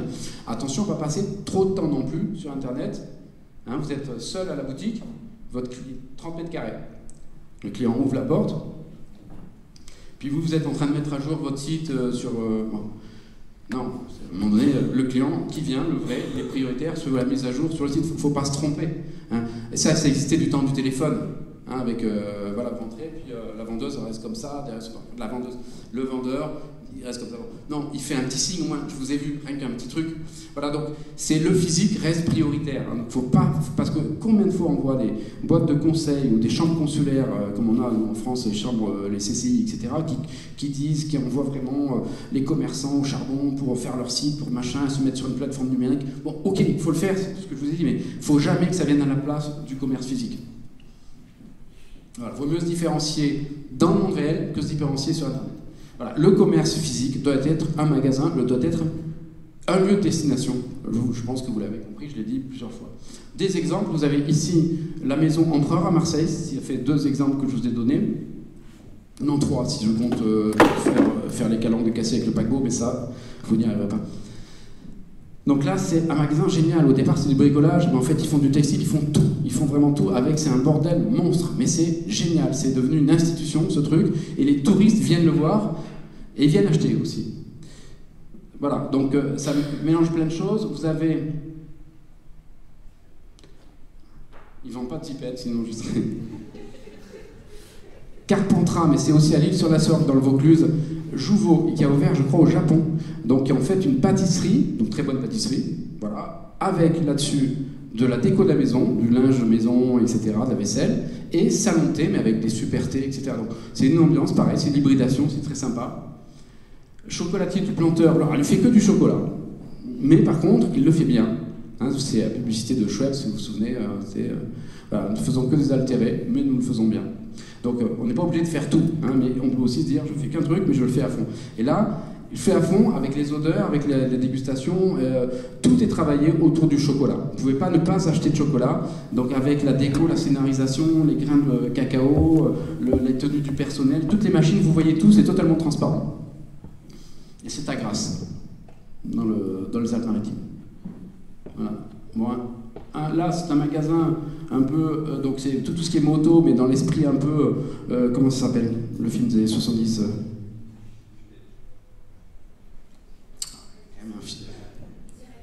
Easy Rider, merci. Easy Rider, donc c'est vraiment ce côté un peu mauvais garçon, vous voyez, l'ambiance très rock. Bon. Et ça, c'est pareil, les gens adorent. Donc vous avez plein d'exemples comme ça partout. Les barbiers, on en a vu tout à l'heure. Je ne sais pas pourquoi ça marche si bien sur les barbiers. Là, vous avez Flamand, vraiment très belle enseigne belge. Donc sur la place à Bruxelles, la place des...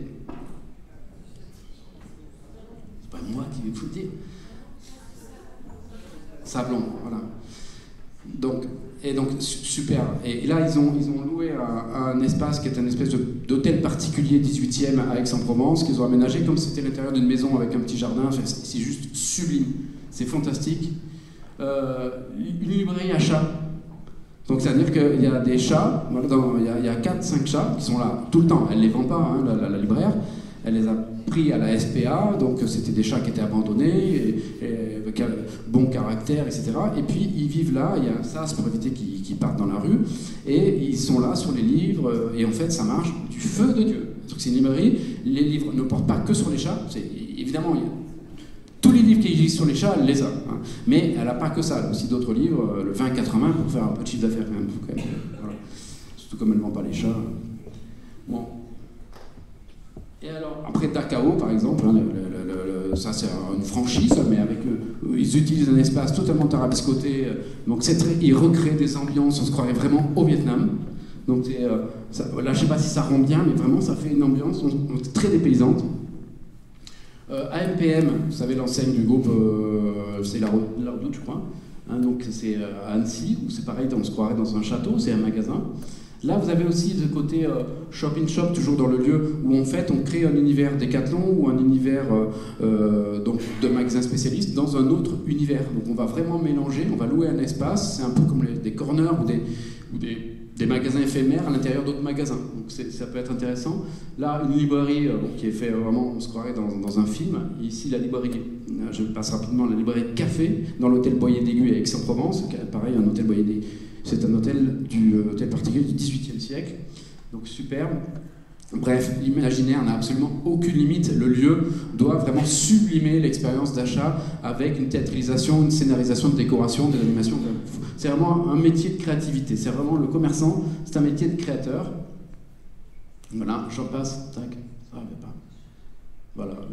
Bon, vous avez en fait vraiment les cartes en main en tant que vous êtes l'architecte de votre lieu, un véritable, vous avez des super pouvoirs pour animer, vous jouez sur les 5 sens, l'odorat, etc. Vous avez un espace, vous pouvez le décorer, donc utilisez ces pouvoirs pour faire de votre emplacement quelque chose d'unique et pouvoir ensuite avoir... Je suis passé, on a déjà tout vu, hein, c'est ça? Bon, finalement, je suis allé plus vite que ce que je pensais. Là, j'arrive à la fin, il n'y a plus que 2 pages. Voilà. Il y en a pour 2 heures maximum. Alors, la formule de vente, c'est clé. C'est sur quoi vous devez agir. Vous savez que le chiffre d'affaires se construit au travers de 4 paramètres. On va faire l'exemple là. Parce que si vous êtes aussi bon que moi en maths, vous n'allez rien comprendre. Et même moi, je suis obligé de m'expliquer à moi-même pour le comprendre. Alors, regardez. Pour faire un chiffre d'affaires donné, il faut une population. Si vous n'avez pas cette population, vous êtes dans le désert de Gobi, même avec le meilleur commerce, pas de clients. Donc, la population. Ensuite, vous multipliez cette population par la pénétration, c'est-à-dire la part de ces habitants de ma zone de chalandise qui me fréquentent au moins une fois par an. Bon, on va partir sur une zone, allez tiens, pour être proche de Namur, 100 000. Mais ne me dites pas 111 624, parce que là, je ne saurais pas calculer, mais on va dire 100 000. Et on a combien? 5%. Voilà, 5%. C'est-à-dire j'ai 5%, c'est beaucoup déjà, 5% des habitants qui viennent au moins une fois chez moi. 100 000, 5%. Ça fait 5 000, d'accord? Et ils viennent dans l'année, en moyenne, dans l'année, puisque le chiffre d'affaires est annuel, donc on regarde dans l'année, ils viennent, on va dire, pour faire simple, 10 fois par an. Il y a 2 mois, ils ne viennent pas, je dis août, voilà, ne me demandez pas pourquoi, j'en sais rien. Sinon, ça serait 12 fois, ça serait encore mieux, mais c'est plus compliqué dans le calcul. Fois 10, donc on était à combien? 5 000 fois 10, 50 000. Et quand ils viennent, ils dépensent. Ils dépensent 10 €. Donc 50 000 fois 10, 500 000. Vous avez donc un commerce qui fait 500 000 euros sur une zone de 100 000 habitants. Voilà, ce qui est totalement plausible. Ça marche pour tous les commerces, alimentaires, non alimentaires, etc. Voilà, ça, c'est la formule de vente.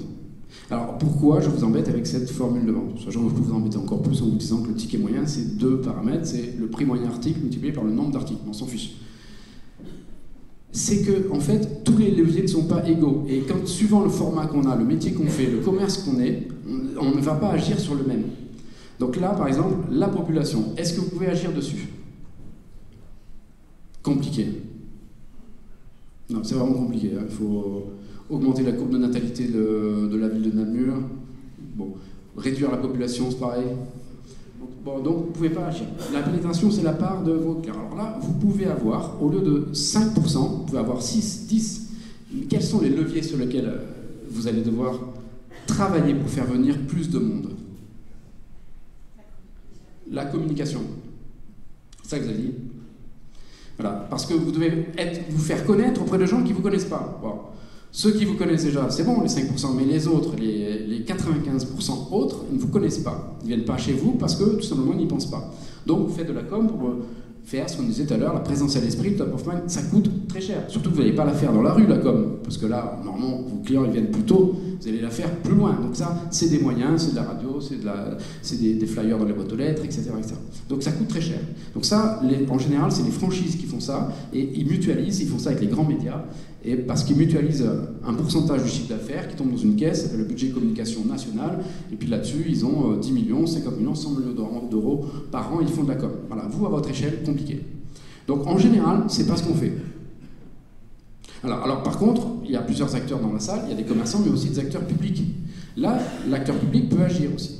Il peut y avoir des choses qui vont avoir un vrai impact, construire des logements par exemple, on peut augmenter la population, on peut augmenter aussi la pénétration avec la visibilité, des meilleures mobilités, une accessibilité du stationnement, on peut agir aussi avec toutes ces actions sur la notion de trafic, faire venir plus de monde dans le magasin. La fréquence de visite. La fréquence de visite, c'est donc le nombre de fois que les gens viennent. Ça, dans l'année. Donc ça suppose qu'ils sont déjà clients. Ceux qui sont jamais clients, ils viennent, donc il n'y a pas de fréquence. Mais vous avez ce qu'on appelle, en français, en bon français, des light users ou des heavy users. Donc des petits utilisateurs, on considère, donc il y en a qui viennent une fois par an, d'autres 10, d'autres 20. La moyenne, c'est l'ennemi de la vérité. Je vous ai dit 10, mais il y en a qui viennent tous les jours. Hein. Et même quand c'est fermé. Ça arrive des fois. Et donc là, la fréquence de visite, ça s'actionne comment ? La fidélité. Pardon. Join. Non, vous allez me dire tout à l'heure. Donc la fidélisation, carte de fidélité, promotion, donc c'est sûr, ces systèmes-là, voilà, mais la fidélité sans passer par une offre prix, c'est encore mieux, c'est-à-dire je suis fidèle, non pas de comportement mais de cœur. Vous voyez la différence ? C'est je vais tout le temps chez ce boucher, non pas parce qu'il me fait moins 10, mais parce que c'est de la bonne viande. C'est encore mieux, ça coûte moins cher. La qualité coûte moins cher que le marketing. Voilà, donc, et c'est vrai sur tous les sujets. Le pressing, tout, voilà. Donc, vous n'allez jamais à un endroit qui n'est pas bien, juste pour la promo. En fait, la promo, ça ne sert quasiment à rien. Parce que le commerce qui est bien, vous y allez sans promo, et les commerces qui n'est pas bien, même avec la promo, vous n'y irez pas. Donc finalement, à quoi ça sert d'offrir une promo à des clients qui de toute façon ne viendront pas, ou offrir une promo, pire, à des clients qui seraient venus sans la promo. Donc ils seraient venus dépenser 100 €, ils étaient non, laisse-moi 80.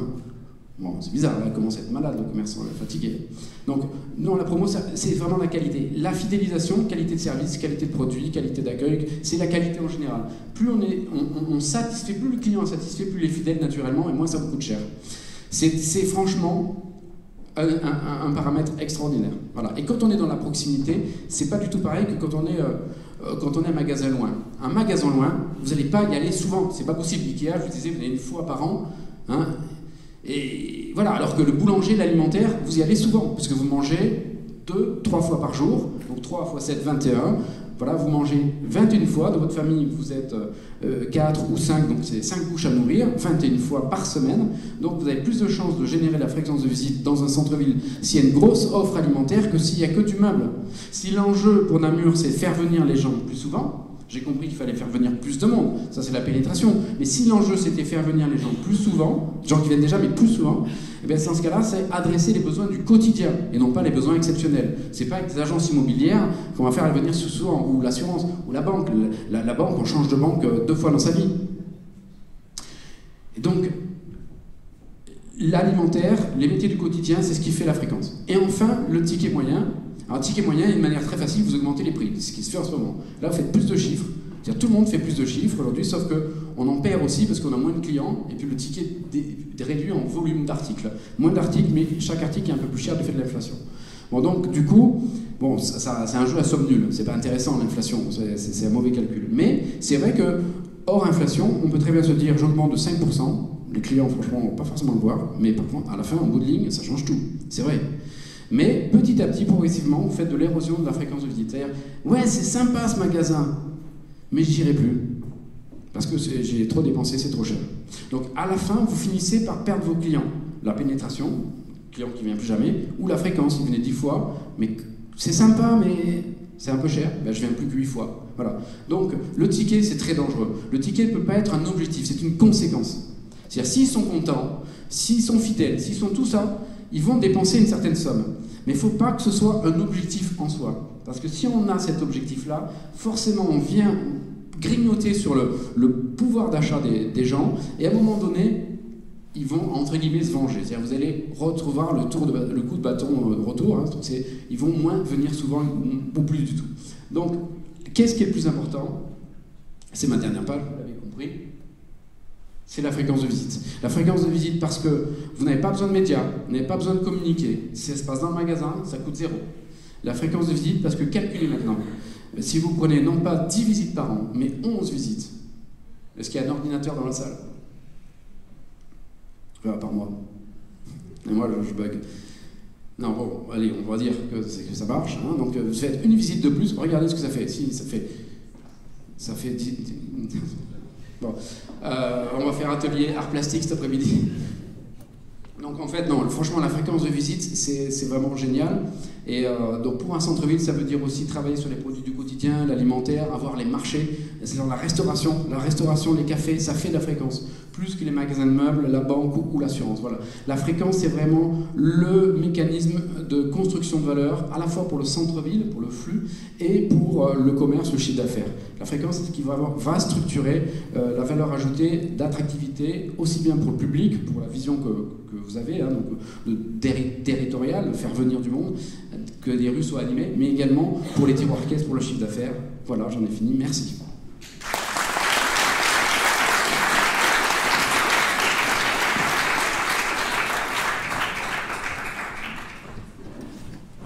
Là, s'il vous plaît, parce qu'il y a peut-être des questions.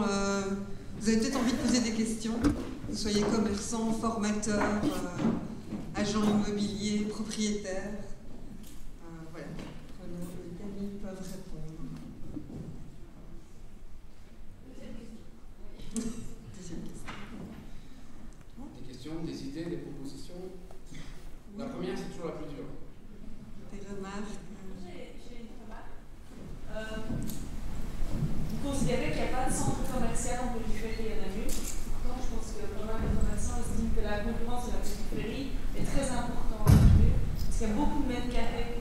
Est-ce que beaucoup de mètres carrés peuvent être assimilés à un centre commercial en périphérie? Vous avez raison de poser la question. Vous avez un phénomène qui existe aussi, qu'on appelle le commerce de flux pendulaire. Je ne sais pas si l'expression vous est familière. C'est le flux domicile-travail, travail-domicile. Et les courses se font plus comme avant, le samedi, on y allait en famille, c'était un vrai événement. Là, on se débarrasse des courses et en rentrant du boulot, vers 17h, on s'arrête. Et là, du coup, vous avez des anciennes stations essence qui ont fermé et qui ont accueilli un boulanger, un magasin de fleurs, etc. Ou un surgelé Picard, ou des choses comme ça.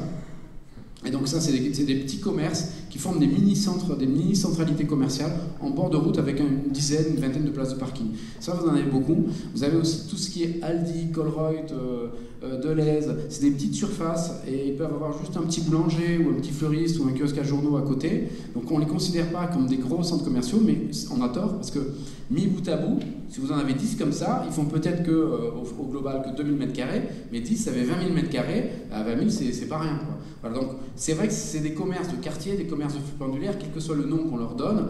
En tout cas, ils viennent grignoter un peu de part de marché au commerce de centralité. Maintenant, on ne peut pas non plus opposer tout. C'est-à-dire le soleil se lève pour tout le monde. Il y a un commerce qui est hostile, qui est celui de la périphérie, qui artificialise des sols sur des terres cultivables. Et on aura besoin forcément pour les générations futures de produire des fruits et des légumes. Donc c'est vraiment absurde de sacrifier des terres pour faire des grands parkings goudronnés, des grands centres commerciaux. Bon, ceux-là, il faut les diaboliser. Faut vraiment... Bon, par contre, peut-être dans la première couronne, en milieu semi-urbain, avec des immeubles, etc., un petit peu tout autour, puis vous avez un Delhaize, et puis un boulanger, un machin, bon, objectivement, on ne peut pas empêcher ça, parce que les gens sont contents de l'avoir. Vous demandez aux habitants, si vous leur dites au choix où vous allez en centre-ville, faites 5 km, ou vous préférez votre petit Delhaize ou votre boulanger, les gens préféreront leur petit Delhaize et leur boulanger à côté. Hein.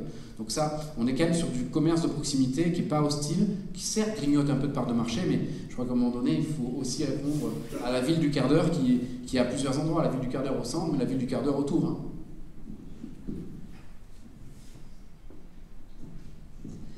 Je pense qu'il faut faire aussi la différence entre du commerce périphérique entièrement planifié, type centre commercial, ou alors un vrai retail park qui est vraiment programmé et qui va du coup aussi accueillir des commerces qui pourraient se localiser en centre-ville et qui auraient davantage leur place en centre-ville qu'un développement peut-être parfois plus anarchique en bandeau le long des axes importants, qui certes va grignoter une partie des parts de marché, mais qui a parfois aussi plus de logique à se localiser justement en périphérie. C'est notamment le cas de tout ce qui est parfois équipement de la maison ou des types d'achats qu'on est content de pouvoir faire avec sa voiture. Je pense que ce qui est intéressant, c'est de comparer aussi à d'autres villes qui ont parfois, en tout cas des centres commerciaux qui sont localisés en périphérie, parfois en périphérie directe de leur centre-ville, et qui arrivent en fait à polariser davantage les chalands. Donc là, on est vraiment dans des situations où les citoyens se disent « j'ai envie de faire du shopping », donc vraiment le côté un peu flânerie, et vont systématiquement presque choisir le centre commercial en périphérie plutôt que le centre-ville.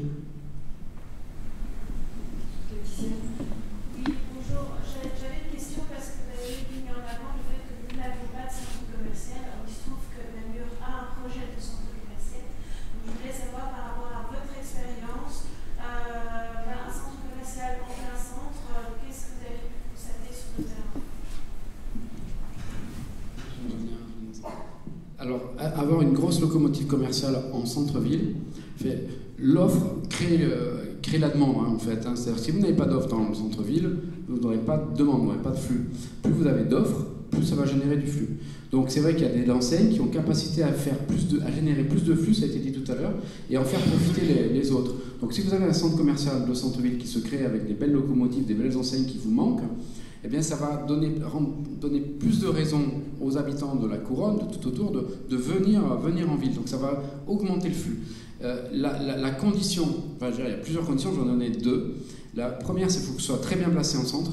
C'est-à-dire qu'il suffit que ce soit 100 mètres trop loin pour que finalement les gens aillent dans ce centre et n'aillent pas dans le centre ancien. Donc je prends l'exemple d'Aix-en-Provence, par exemple, où il y a ça s'appelle les Allées Provençales, je ne sais pas si vous connaissez, c'était créé en 2007, c'est 45 boutiques. Et ça a été primé par le monde, par la profession, parce que ça a vraiment fait un nouveau centre commercial qui a apporté au centre ancien, dans la mesure où ça a couturé le centre ancien avec les quartiers périphériques. Et ça a en plus créé du lien entre les quartiers, on va dire déghettoiser certains quartiers, ça a fait une unité urbaine, et donc ce centre commercial était tellement proche, il est en bordure hein, du centre ancien, que du coup le flux additionnel est allé compléter le flux historique dans le centre-ville au bénéfice de tous les commerçants historiques du centre ancien. Mais il fallait qu'il y ait cette proximité. Si le centre commercial, les Allées Provençales, avait été 100 mètres ou 200 mètres plus loin, ça n'aurait peut-être pas marché. Et j'ai cru comprendre que votre projet, il était vraiment dans la ville. Voilà. Et la deuxième condition, c'est la complémentarité. Par exemple, la FNAC, on lui a demandé de réduire son rayon livre pour ne pas concurrencer les autres librairies. Donc elle a pu s'étendre sur du petit électro, parce qu'il n'y avait pas d'offre, c'était très bien, il n'y avait pas d'offre dans le centre-ville sur l'électro, mais en librairie, elle a dû résumer son offre à un niveau bien inférieur, en tout cas, en termes de choix, que son format l'autorisait au départ. Donc je donne ces deux conditions, mais il y en a eu d'autres, voilà. Moi, je rajouterais peut-être juste une troisième condition, je pense, qui est importante et qui est à la base de beaucoup de discussions justement dans ce type de projet, c'est la porosité. Et donc, c'est vraiment de se dire à quel point justement l'un va servir à l'autre, le nombre d'entrées qui vont donner sur les rues et qui vont permettre justement de desservir les flux qui sont générés par ce type de programmation et faire profiter les rues avoisinantes et donc les commerces avoisinants. Et c'est pas pour rien que justement ce type de projet mette du temps à voir le jour, c'est d'arriver à trouver les accords justement entre les développeurs et les promoteurs privés et publics pour arriver à justement trouver le bon compromis, parce qu'il faut se mettre à la place. Les développeurs privés, eux, leur objectif, c'est de maintenir justement les flux à l'intérieur de leur complexe, et donc c'est d'arriver de trouver justement ce compromis, comment pouvoir trouver la programmation idéale qui va réellement servir le territoire et qui va proposer la mixité idéale. C'est tout l'enjeu de ce type de projet. Simplement pour rebondir là-dessus, en fait, c'est avec Namur, ce qu'on a peur, c'est que les commerces qui sont pour l'instant implantés dans le centre se délocalisent. Parce que c'est vrai qu'il y avait quand même moi une réflexion par rapport à ça. Vous disiez au début de la prénoncée la réflexion sur l'attrait des centres-villes, mais sans finalement toucher même du doigt la problématique des cellules vides, qui à mon sens sur Namur, alors même si on est peut-être des grands chanceux, reste quand même un problème parce que ça crée des no man's land et ça crée aussi des endroits où il n'y a pas d'animation. Et le problème c'est qu'à Namur, on se retrouve sur des zones, si la rue de Fer ou la rue de Bruxelles, qui sont de plus en plus désertées. Oui, vous avez tout à fait raison, et je pense que ça, les pouvoirs publics en sont conscients. L'idée, c'est de proposer une offre commerciale qui soit supplémentaire et de ne pas déplacer une offre commerciale existante qui créerait en fait des déséquilibres. Je pense que ça, c'est quelque chose qui doit justement être pris en compte par les pouvoirs publics, et c'est dans les négociations justement avec les gestionnaires de ce type de complexe pour arriver à trouver des accords pour ne pas... vider complètement les rues commerçantes existantes. Alors, par expérience, là où il y a eu des situations un peu similaires, je prends par exemple le cas de Rive-Gauche à Charleroi, où il y a vraiment en fait la rue de la Montagne qui s'est complètement vidée, soit via des enseignes qui se sont déplacées, soit des diminutions de flux qui ont engendré des fermetures de commerce. Voilà, ils sont obligés maintenant d'avoir vraiment une vraie réflexion sur quel est l'avenir de cette rue, elle doit être encore commerçante ou non, qu'est-ce qu'elle va accueillir. Et je vais prendre aussi un autre exemple d'une plus petite commune avec laquelle on avait travaillé, qui est la ville de Soigny, qui avait le développement en fait d'un retail park qui était vraiment en périphérie, mais là, voilà, proche du centre, mais trop loin que pour pouvoir y aller à pied. Et donc là, ils ont dû passer en fait des accords avec le développeur pour que certaines enseignes ne soient pas acceptées, et que s'il y avait relocalisation de commerces existants, c'était sous compensation. Et donc en fait, le développeur devait proposer des budgets pour occuper en tout cas les centres-villes ou pour trouver des occupants pour les cellules vides qui pourraient se présenter en centre-ville. Donc il y a tout un tas d'actions qui peuvent quand même être enclenchées pour éviter ce type de déséquilibre, parce que évidemment c'est jamais bon pour un centre-ville.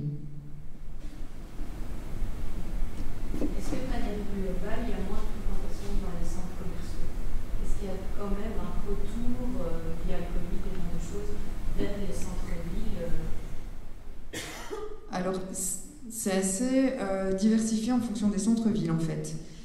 Parce que je sais qu'il y a eu des grosses analyses en termes de flux qui ont été réalisées notamment sur le pendant Covid et l'après-Covid, et certains centres-villes ont montré, c'est le cas notamment du centre-ville de Mons, qui a vraiment vu une croissance de ces flux alors qu'ils étaient complètement en perte les années avant Covid.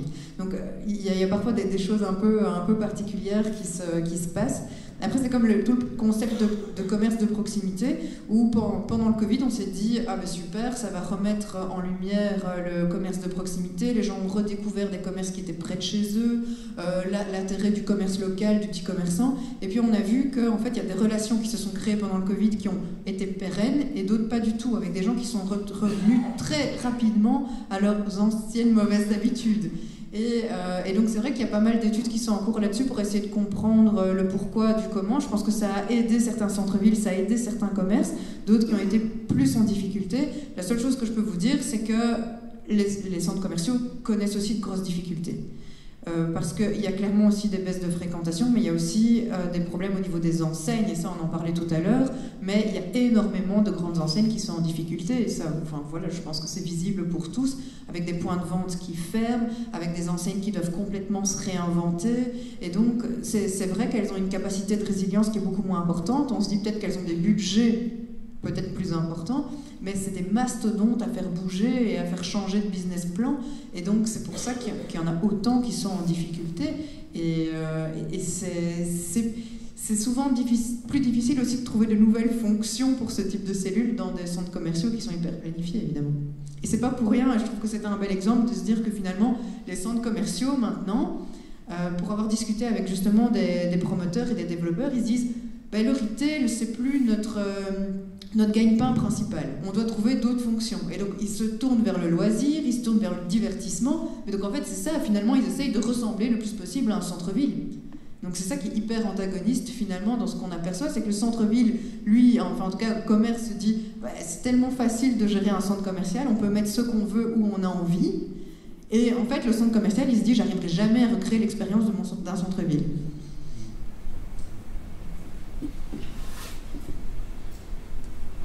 Donc dans ce cas-là, dans un centre commercial en ville, je suppose qu'il ne faut plus reprendre ce qui existe actuellement et que ce qui existe actuellement ne doit pas aller dans le centre commercial.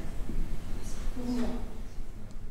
Donc oui, dans un monde idéal, le but n'est pas de déplacer l'offre commerciale, c'est de la renforcer ou alors d'apporter quelque chose qui est complémentaire.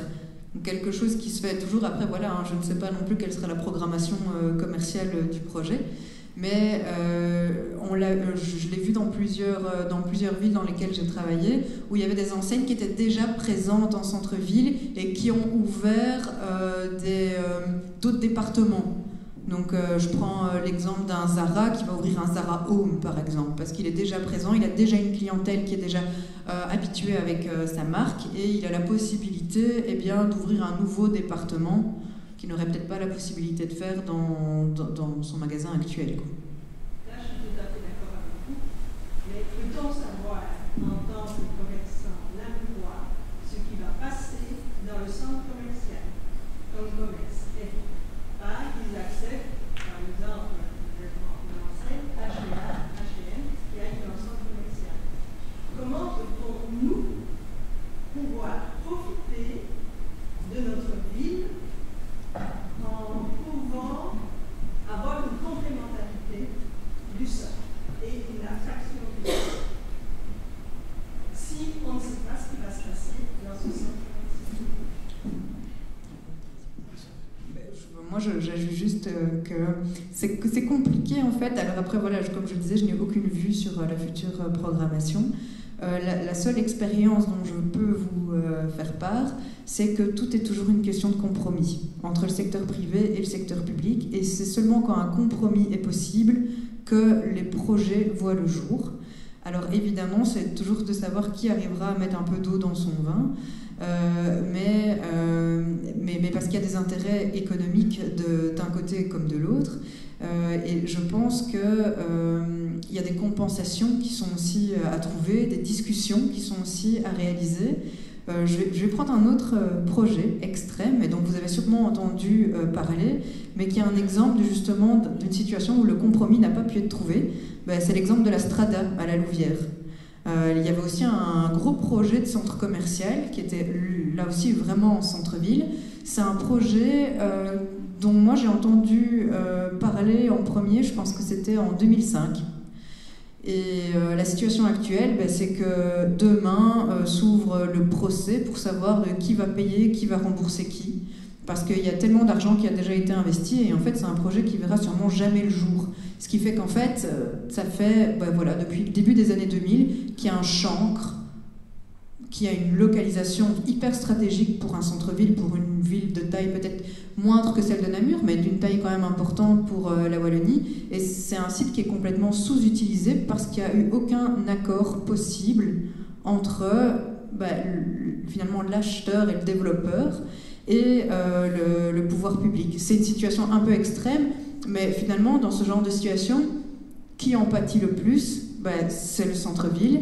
Et c'est aussi les citoyens, et c'est aussi les commerçants, parce qu'en fait, les commerçants, au départ, ils se sont dit, nous, on a peur de ce qui pourra arriver comme commerce dans ce futur shopping, dans ce futur projet de grande ampleur, mais l'incertitude qui a été créée dans ce projet a fait en fait que plus personne n'a voulu investir.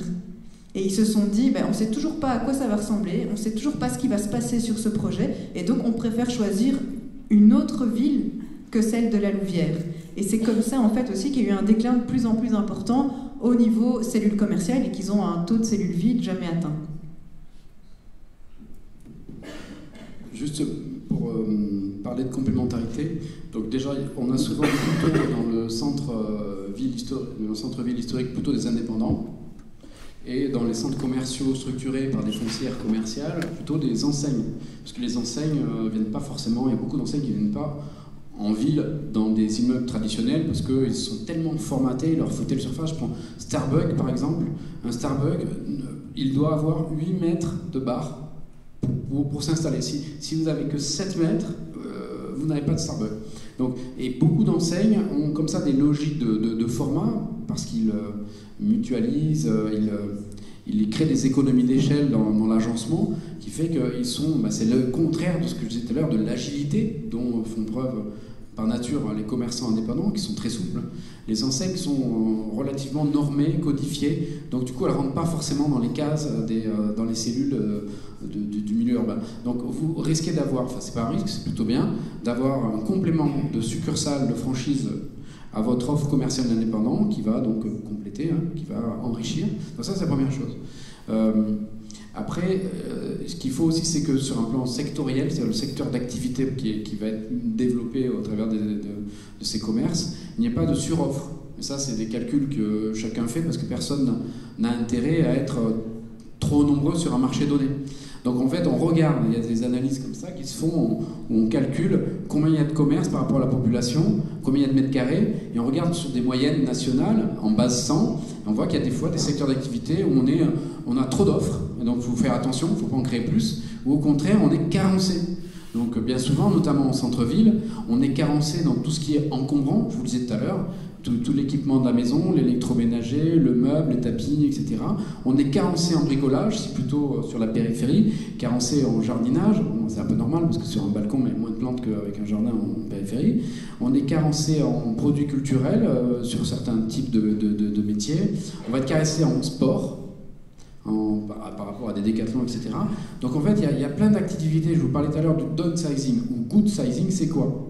C'est que vous avez des décathlons, par exemple, qui viennent investir en ville, qui eux avaient des formats de 2000, 3000 m² ou plus, qui se mettaient que en périphérie, à part quelques rares exceptions, et qui maintenant se disent on arrête la périphérie, pour toutes les raisons qu'on a évoquées, et on vient là où habitent les gens, c'est-à-dire en ville, parce que l'avenir est en ville. Et donc vous avez des enseignes typiques de la périphérie qui vont venir en ville, et qui vont être des locomotives, mais complémentaires à vous, parce que je ne sais pas s'il y a beaucoup de magasins de sport dans Namur. En général, il y a des magasins de sport textiles, oui, mais pas forcément de l'équipement sportif, du matériel, c'est-à-dire des vélos, des raquettes de tennis, etc. Donc ça peut être bien. Le bricolage, voilà, des choses comme ça. Ça, on est sur du complément et on remplit, on compense des carences pour rendre plus attractive la ville au bénéfice de tout le monde.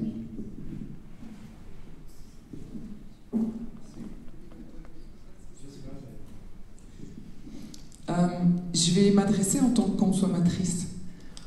Il y a quelque chose que vous avez dit là tout à l'heure où mes grands-parents et mes arrière-grands-parents me disaient toujours que je n'étais pas assez riche que pour acheter bon marché. Et c'est vrai que quand on va chez un commerçant et qu'on a un conseil, on ressort souvent avec quelque chose de plus cher que ce qu'on s'était donné comme budget à la base. Alors je vais donner un exemple qui n'est pas du tout féminin, mais un tournevis Facom, je pense que je vais le céder dans mon héritage à ma fille et peut-être à ma petite fille. Alors que si je l'achète chez Aldi, je ne suis pas sûre que ça va tenir très longtemps. Alors dans mon métier, je suis coach et j'ai été formatrice, et je pense que ce que j'ai aussi envie de dire aux commerçants en tant que consommatrice, c'est si demain vous faites des fiches qui ne sont pas des fiches techniques sur vos produits, mais que vous vous souvenez que j'ai une fille qui est adolescente, qui va à l'internat par exemple et qui ne suit pas ses études à Namur, mais la prochaine fois que je viendrai, si vous me demandez comment va l'internat d'Émilie, je pense que je me dirai « Waouh, il se souvient de moi ». Et donc je pense aussi que le commerçant, il a besoin d'investir dans des choses qui sont différentes d'avant, à savoir, il y en a peut-être qui vont hurler, hein, mais comment est-ce qu'on dit bonjour, comment est-ce qu'on retient que cette dame-là, elle a une fille qui est à l'internat, etc. Mais il existe aussi la technologie, les tableaux Excel avec un historique de clients. Il ne faut même pas payer un logiciel, c'est aussi simple que ça. Et donc voilà, donc j'avais juste envie de donner mon témoignage en tant que consommatrice. Si, oui, je vais reprendre peut-être une question parce qu'il est 9h moins 10. Monsieur, si... Simplement qu'avant Namur, les commerçants vivaient dans Namur. Maintenant, ils sortent de Namur, dès qu'ils ont fermé leur magasin, ils sortent de Namur. Donc il n'y a plus de commerce interne à Namur. Ils sont tous en périphérie, dans des maisons 4 façades avec un jardin. C'est pas approche, hein. Mais donc ils ne vont plus acheter dans les magasins de proximité, puisqu'ils vont acheter plutôt près de chez eux. Ça, c'est un. Et ensuite, quand on parle de commerçants, je suis fils de commerçant, donc je sais de quoi je parle. Quand on parle de commerçant, le commerçant, lui, il connaît ses clients. L'employé, le commerçant, il va chercher sa fiche de paye. Le rapport entre le commerçant pur, l'artisan, et le client est tout à fait différent d'une grande enseigne qui a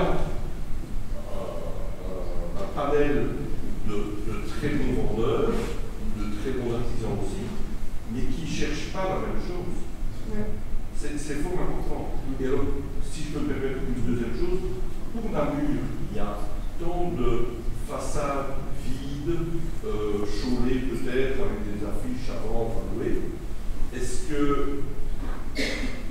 l'État ne pourrait pas intervenir peut-être pour louer ces vitrines et en faire quelque chose de bien, des expositions, où le client pourrait au moins voir quelque chose en se promenant et en allant dans les commerces qu'il connaît? J'en profite pour faire un petit appel aux propriétaires qui sont dans la salle. Parce qu'on essaye depuis longtemps, il y a la canopée aussi qui s'est développée pour justement... aussi dans les frais, hein, parce qu'il y aura de l'éclairage, il y aura de la location, on va favoriser un peintre, et au moins le client reviendra. Et quand le client ne vient pas, on n'aura pas besoin de faire de nouveaux immeubles. Moi j'ai connu l'ouverture des magasins en Suécia. Pourquoi est-ce qu'ils sont fermés? Je vais peut-être prendre la dernière question chez Romain. Merci monsieur pour votre intervention qui a été pleine de sens. Peut-être pour la suite, j'ai beaucoup aimé la perspective sur le commerce de proximité. Je pense que ça pourrait être intéressant, effectivement, on a parlé de saturation, d'avoir une analyse plus pointue sur la potentielle saturation commerciale namuroise, sans doute plus dans certains secteurs que dans d'autres, hein, il y a clairement des carences. Et je pense que pour en tout cas une partie des commerces namurois, nous ne sommes pas que des commerces de proximité, mais aussi des vrais commerces de destination. Dans une ville qui se veut conviviale, avec un commerce de convivialité, vous avez vraiment mis l'emphase là-dessus, c'est très clair. Et peut-être pour une prochaine présentation, travailler sur votre perspective du commerce de convivialité et de la ville de convivialité qui fait venir des gens de l'extérieur plus vers l'extérieur pour de la facilité, mais pour du social dans un cœur de ville qui se veut avec un vrai accueil social. Et qu'est-ce que ça veut dire véritablement? Est-ce que ça veut dire de l'accessibilité et ou plus ou moins de mobilité? Quel type de mobilité? C'est dans ce contexte que j'aimerais beaucoup avoir une exploration. C'est tout un sujet pour une prochaine conférence. Oui.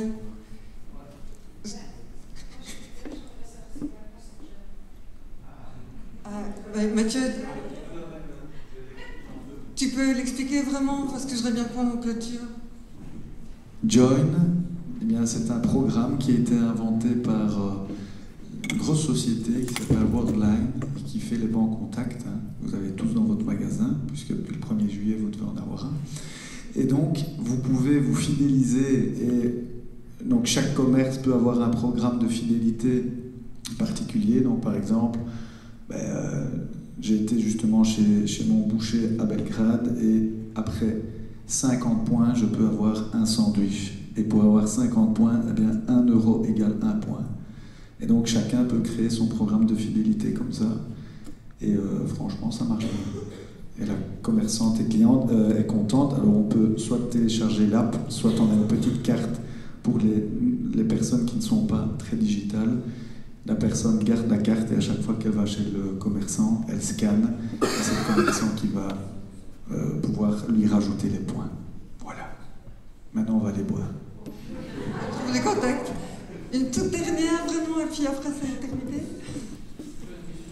Une réflexion pour un prochain sujet, c'est de dire, comme l'a dit, c'est de penser aussi à Salvin, à Bouge, à Jambes, puisqu'il y a aussi une volonté de mouvement de dire on relie les deux gares, Namur et Jambes, mais concrètement, on parle toujours de la Corbeille, de Namur, alors qu'il y a plus que la Corbeille qui existe. Aussi à Jambes, des commerçants qui habitent dans la rue et dans le commerce, ce qui n'est pas le cas à Namur. Donc il y a d'autres circonstances qui ont toute leur richesse également, et qui sont toutes exploitées et qui sont en très grande difficulté également.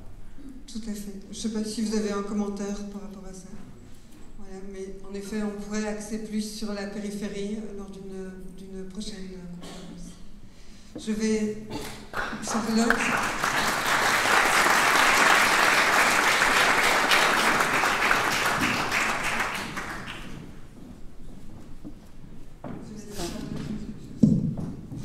Bon, vraiment en 2 mots, hein, parce que tout le monde a faim, a soif, on est jeudi, on a une longue journée, pouf, voilà. Donc, en fait, on a eu un charlatan, je vais faire un peu l'imposteur, parce que je vais revenir ce soir avec ma casquette de commerçante. Ce soir, j'étais commerçante. Franchement, ce soir, j'étais comme vous, j'étais dans mon commerce, je me suis sentie revivre, j'ai revu toutes mes angoisses, mais j'ai revu aussi toutes mes envies de changer, de trouver comment faire, comment arriver à récupérer mes clients, comment arriver à les retrouver, comment arriver à les refidéliser. Et j'ai trouvé cette présentation, et je vous en remercie tous les deux, très inspirante. C'était le but de la soirée, et je pense que vous l'avez vraiment réussi, et je vous en remercie, et je pense que ça vaut un bon applaudissement. Après, je voulais dire aussi que ce qui m'a marqué en arrivant ici, j'ai dit bonjour à Louise, Romain, Jean-Luc, Corinne, Mathieu, Joyce, enfin en fait Christophe, il y en a bien d'autres. Et je me suis dit, bah tiens, c'est fou, en fait, on dit que les commerçants, ils sont toujours indépendants, ils sont toujours chez eux. Ben, c'est faux, hein. Moi, je vous connais quasi tous. Enfin, non, il y a des nouveaux, et puis, on se connaît quand même beaucoup. On sort de chez nous, on voit les autres commerces, on voit ce qu'ils font. C'est une force. C'est une force, pourquoi? Parce qu'on est une petite ville. Une petite ville, même avec Jambes, Bouge, Salzine, oui, on reste une petite ville. Et la force qu'on a, c'est de pouvoir tous nous connaître. La force qu'on a, c'est on a des associations des commerçants qui peuvent faire entendre notre voix. La force qu'on a, c'est d'avoir Namur Boutique qui peut aider pas mal de personnes quand on n'a pas de visibilité sur le net. La force qu'on a, c'est d'avoir un outil magnifique comme Namur Centre-Ville. Là, je suis désolée, on retourne sur le centre-ville. Mais d'avoir un outil qui permet la transversalité entre ceux qui viennent, ceux qui passent, nos commerçants, les chalands, la ville. Et donc on a beaucoup d'outils à Namur et dans le Grand Namur qui peuvent nous aider. Ne l'oublions pas. Et n'oublions pas aussi, grâce à ce soir, en fait, notre sourire, il fait la différence. Notre personnalité, elle fait la différence. Notre imaginaire fait la différence. Notre envie d'être autre, notre envie d'être vraiment cette personne qu'on a envie de revenir voir, cette personne passionnée, car je suis sûre que dans la salle vous étiez comme moi, et vous êtes toujours comme moi, passionnée par ce qu'on vend, passionnée par ce parfum, par ses lunettes, passionnée par tout ce qui nous fait vivre, parce que bien plus que ce qui nous donne de l'argent à la fin du mois, c'est ce qui nous tient à cœur. C'est notre bébé, comme tu l'as dit tout à l'heure, et c'est toute notre famille, c'est tout ça, et c'est nos clients. Et donc je vous invite vraiment à ce soir. On ne vous a pas apporté de solution, on ne vous a pas dit que le centre commercial ne fera pas du tort, on ne vous a pas dit que la crise économique ne fera pas fermer certains commerces, non, mais on vous a dit d'y croire, d'essayer encore et encore d'être ce que vous êtes, de fameux commerçants, et ces commerçants qui font vivre Namur et la rayonner, non seulement dans le cœur de la ville, mais dans le cœur de notre pays, et à travers ce pays, dans l'Europe, mais aussi dans le monde. Merci à toutes et tous, en tout cas, d'être là présents ce soir. Merci à Sylvie d'avoir organisé, merci à Régine d'avoir été présente. Et on va voir. Je voudrais quand même juste encore remercier toute mon équipe qui s'est acharnée pour préparer cette conférence à mes côtés, en particulier Sandrine qui est partie au Why Not déjà, je pense, et Célia qui doit être à la régie. Je mesure la chance de pouvoir travailler avec eux chaque jour. Merci aussi aux élèves de l'IATA qui se sont baladés là devant pour capter des images et le son de cette soirée. Merci à Franck Marchal de la cellule attractivité et au cabinet de Stéphanie Skelkin.